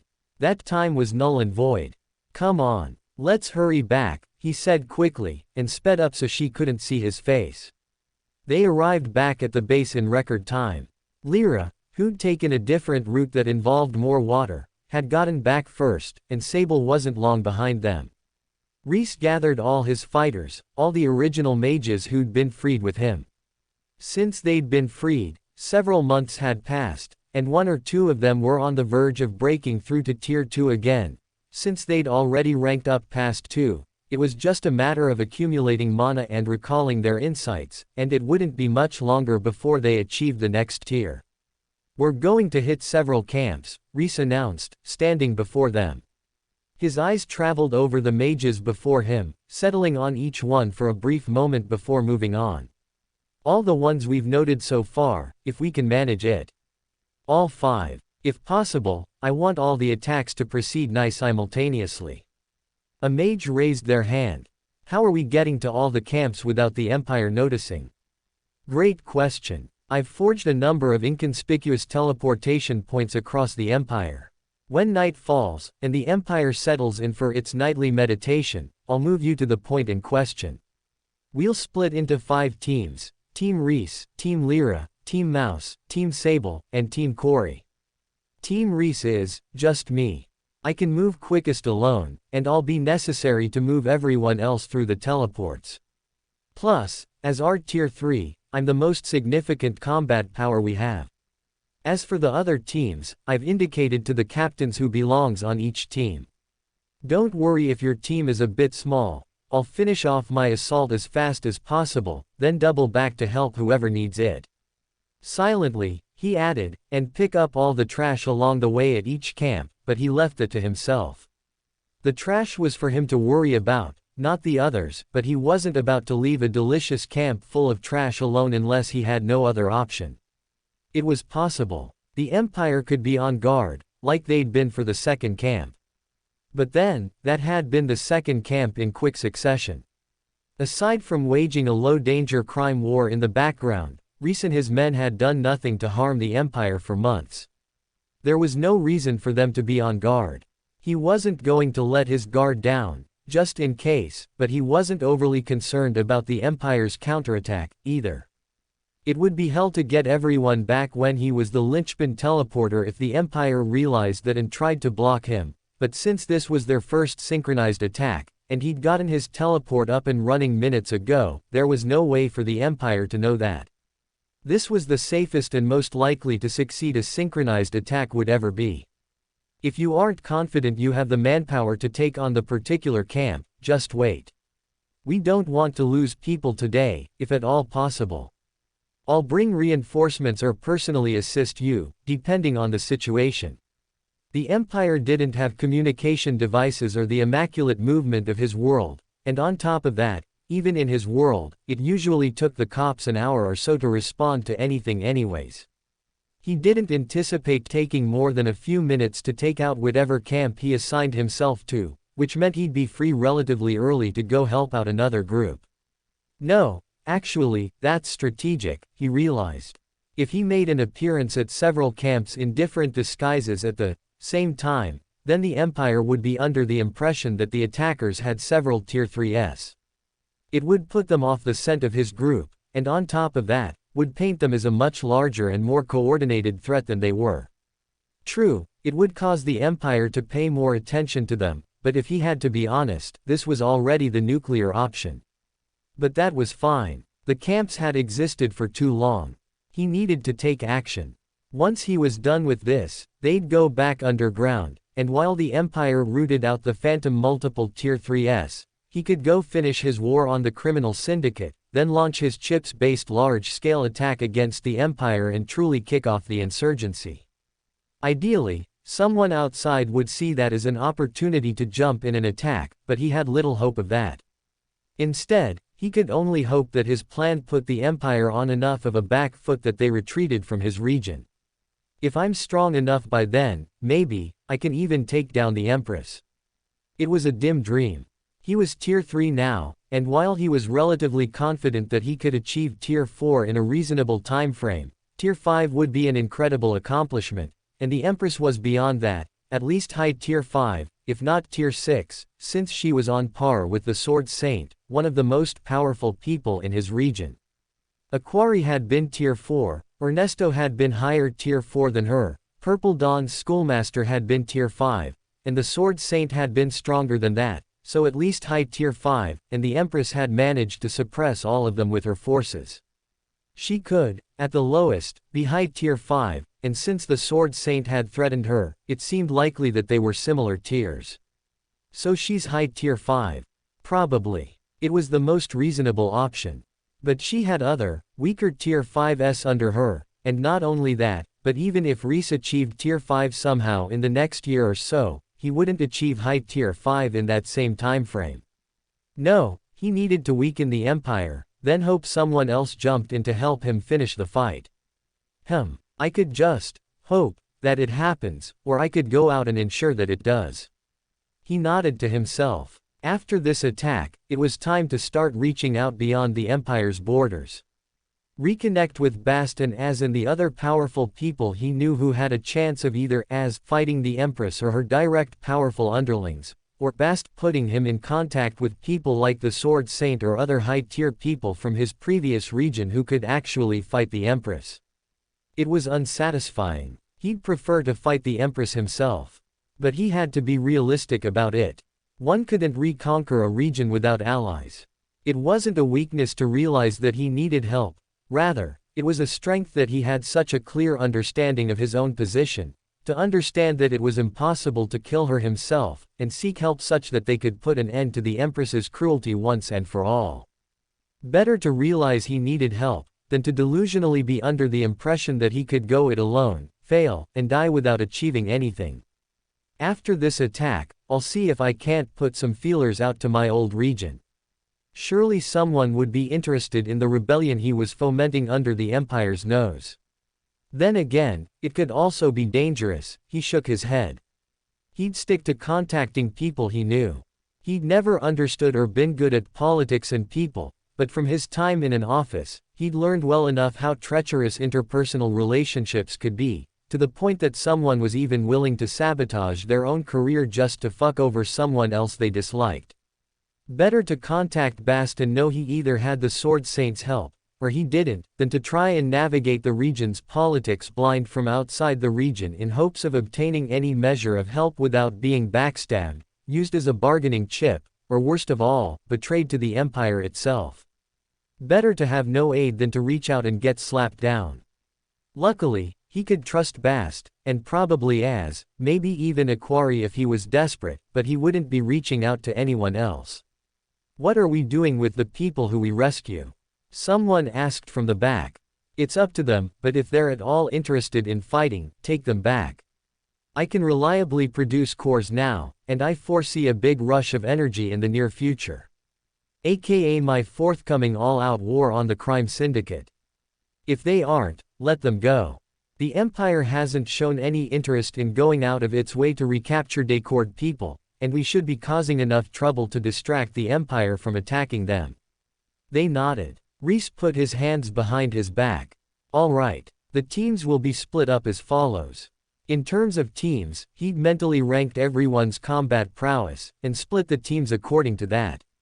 Corey was the weakest, as a nearly tier 2 who'd been recored, so she got the rest of the nearly tier 2 record mages.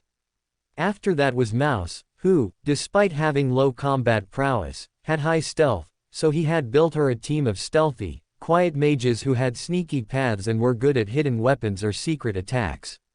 Lyra and Sable were about even in power, but Sable had the advantage of curse power and extra limbs, while Lyra had the disadvantage of requiring water. He prioritized Lyra's team over Sable's, though honestly, at that point, he was dealing with the dregs anyways. It was more about sending those mages to get combat experience than it was about assisting Lyra or Sable.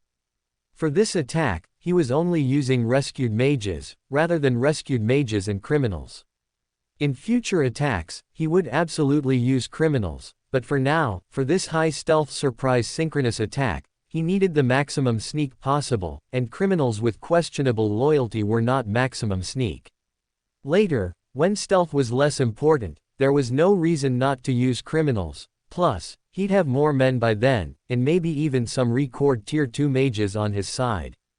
It did limit his manpower somewhat for this attack, but after his long relatively quiet span, and the fact that this would be his first simul attack blitz, he figured it was probably fine, or at least worth the gamble, for this one time. Better to gamble on having enough manpower than to gamble on the criminals giving away his only chance to get a full sneak attack off on the Empire. At last, everything was accounted for. All his underlings had weapons that they were at least vaguely capable of, and they'd practiced all the spells they could remember, or that he'd gotten them at the library. All of them had some level of disguise spell or aura obfuscation technique from his earlier efforts, and plenty of them had benefited from his and Mouse's efforts in the library.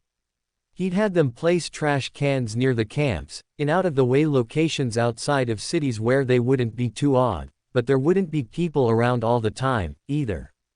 It would be simple, easy, even. No big deal. Right, so why does it feel impossible? Rhys took a deep breath. Everything felt impossible until he did it. Every obstacle could be the one that stopped him forever, if he let it be. But he hadn't, and he wouldn't. This one wouldn't stop him either, even if it meant drawing the Empire's attention once and for all. From this moment on, the Empire would know there was an insurgency in its midst. But he couldn't keep stalling. He'd prepared. Everything was ready to go. If he got captured today, his trash food had already struck a fierce blow against the Empire, whether the Empire realized it or not. His region could benefit from his efforts, whether he was there or not, though he would definitely be there. No reason he couldn't be. But in the worst case, he'd done it. His best. Set everything up, to the point that he really was just making excuses to not free the others. After all, they were in horrible conditions. They needed to be freed. Every moment he stalled, was another moment their torture was prolonged. Another moment for someone to die, without ever seeing the sun. He was right to fear the Empire, but he was not right to fear the Empire so extremely that it paralyzed him from striking against it. He sighed aloud. I'm not built for this. He was a trashy guy, someone destined to be forgotten, not a grand general. This kind of action wasn't his element. He'd rather be at home, feet kicked up by the fire, enjoying a cheap beer. But here he was, in this place, in this moment, with everything he'd built and all the power he'd accumulated. To not act, would be to let down everything he'd created around himself. After this, after the Empire and everything, I think I'm going to just vanish. Like as. Fuck off and do nothing for a century or two. I've got a mage's lifespan, now. Might as well waste some of it. He turned to the group and smiled. First group, step forward. And remember, don't move until 10 minutes have passed. Long enough for me to put everyone in their places. Sable gave him a curt nod and offered her hand. Her small combat group stood close behind her, waiting their turn. Rhys extended his mana around himself and Sable, then turned to Mouse. She held the trash bag wide, and they dove into it. Rhys crouched at the edge of his camp, or rather, the one he'd assigned to himself. It was the most hazardous of all of them, a filthy mine that handled stones that exploded, sometimes, leaving the whole thing cloaked in ash and stone shards. Even where he crouched, he could suck mounds of trash into himself from simply breathing. He counted down the final seconds, his eyes on the guards. Tier 1. A joke, honestly. The Empire really had forgotten about their attacks, all those months ago. He didn't mind taking advantage of it, though. After today, they wouldn't be so lax about their security. He should take advantage of it while it lasted. Rhys waited for a few moments, quietly surveying the situation. He was the last to get into position, given that he was required to teleport everyone around. That had gone better than expected. The void was a scary place, and it sucked up his mana, but he'd known where he was going this time, and knew what to expect with the distances between holes. He'd only been able to transport one person at a time, but since each trip only took a few moments, it only took him about 15 minutes, maybe half an hour to transport everyone into place. A few of them stared in shock as Rhys transported them through the void, or cringed and closed their eyes, but for the most part, they had the attitude of business as usual, which he supposed wasn't beyond the pale for a world of magic where someone might control bees as easily as breathing. It was an attitude he appreciated and worked to cultivate, since the less they talked about what he'd done, or thought about it, the less likely they were to notice how strange it was, or realize that he was dealing with the void. He wasn't really sure what reputation the void had in this world, but he was pretty sure he didn't want to know. Better to keep playing around with none of whatever stigma the void had attached to him, rather than get randomly stigmatized for messing around with a power he hadn't explored fully yet. But everyone was in place now, and he still had time, since he'd told them all to wait for about the same amount of time so they could have something like a synchronized attack. He had a little time to observe, and make sure everything was as it seemed. He extended his senses, scanning the field.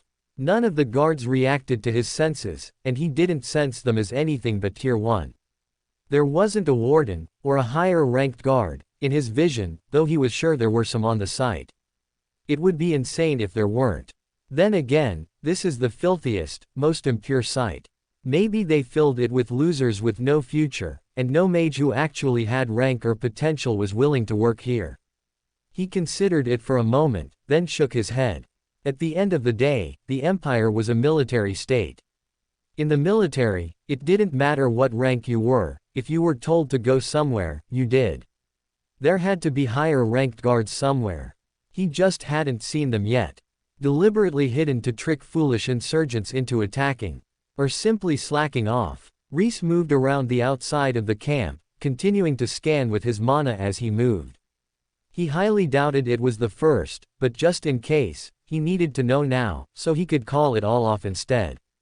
If this was some kind of nearly a year-old trap, as unlikely as it was, better he caught it and called everyone back than fell into it, however improbable it was.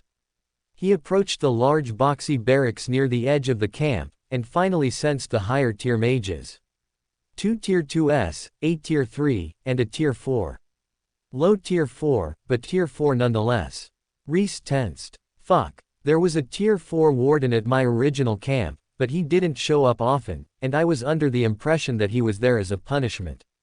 None of the other camps we hit up had a tier 4, which reinforced my belief, but were those camps the fluke, rather than my first camp? If that's the case, I have to call it off. I should be able to beat a single low-ranked tier 4, and this one doesn't feel extraordinarily powerful. More powerful than the warden, but not incredibly over my tier. The real complicating factor is dealing with a tier 3 and 4 at the same time.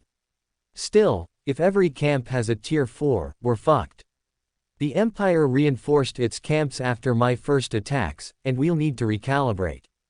He scurried back to his trash can and teleported to the closest camp. Passing by his men with a quick, "Stay there," gesture, he hurried to the camp and scanned the barracks. He'd scanned them before, he wasn't stupid. True, he'd only ever scanned the camps at a distance, so he'd never seen anything but tier 1s at the camp he'd picked for himself, but he'd never sensed a tier 4 at base before. Tier 1s and 2s, a single low rank 3. Possible to defeat, especially since this was Sable's team. He gave her a thumbs up and jumped into the trash can, reappearing by Mouse. Mouse squeaked in surprise, but he gestured for her to be silent and ran by. Tier 2s and 1s. Back into the can and onto Corey. Again, Tier 2s and 1s, a low rank 3. He made a mental note that he'd probably have to help Corey's men and gestured for them to wait for him, then hopped in one last time. Lyra was floating in the nearby stream, and didn't react at all to him popping up. Like Mouse, her camp only had tier 1s and 2s. It was only his camp that was problematic. Rhys considered for a moment, then nodded to himself. He popped back into the teleport.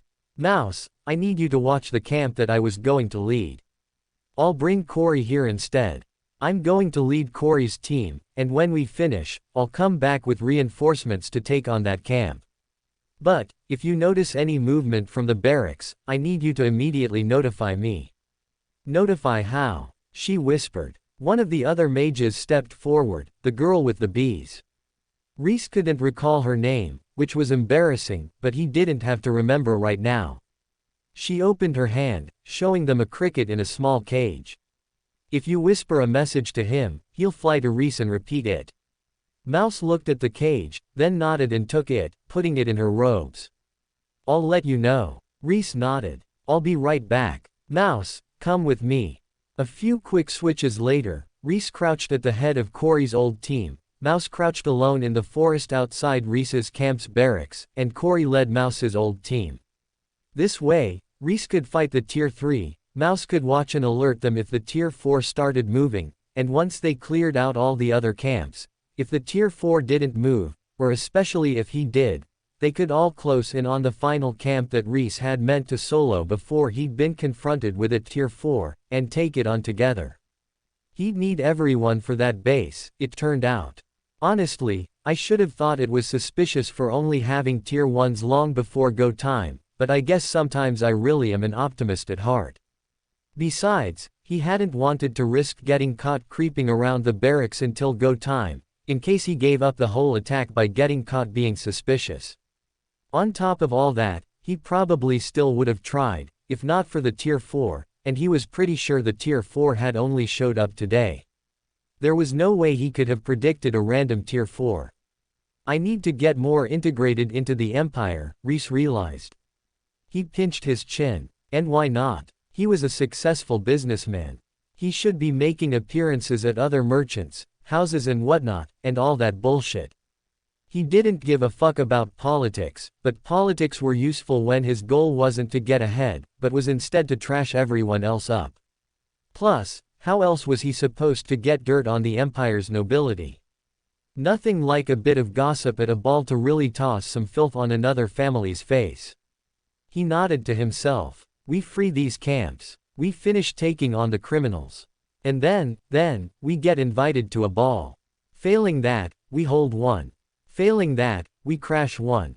Actually, that sounded like way too much effort. He changed his priorities. After this, we crash a ball. The sun finished setting. The moon burned in the sky. Rhys turned to his men. It's time to move. They nodded back, and he charged in, the others falling in behind him. Rhys targeted the Tier 3 aura, while the others closed in on the Tier 1 guards. This camp was some kind of farm, which along with mines, was the most common kind of operation. Lyra was handling a strange kind of fish farm with her men, which was the only aquatic operation Rhys had seen so far, but then, it did kind of make sense that they'd need to farm water resources, too. If they were going to farm herbs and ores, why not farm shells, scales, fish, and water-based herbs, too? The Tier 1 guards fell one after another, rapidly taken out by the competent men he'd put under Corey initially. The Tier 3 guard's aura began moving toward the battlefield, and Rhys rushed to meet him, summoning an impurity blade to his hand as he approached. A bald man with a huge tattoo over half his face that vanished into his robes rushed at him, and he met that man. Rather than drawing a blade, the man's tattoo shone with bright red light, and he threw a punch at Rhys. Rhys tossed his impurity dagger to his offhand and pulled forth his broken sword. With only one hand on the blade, he barely managed to stop the man's fist.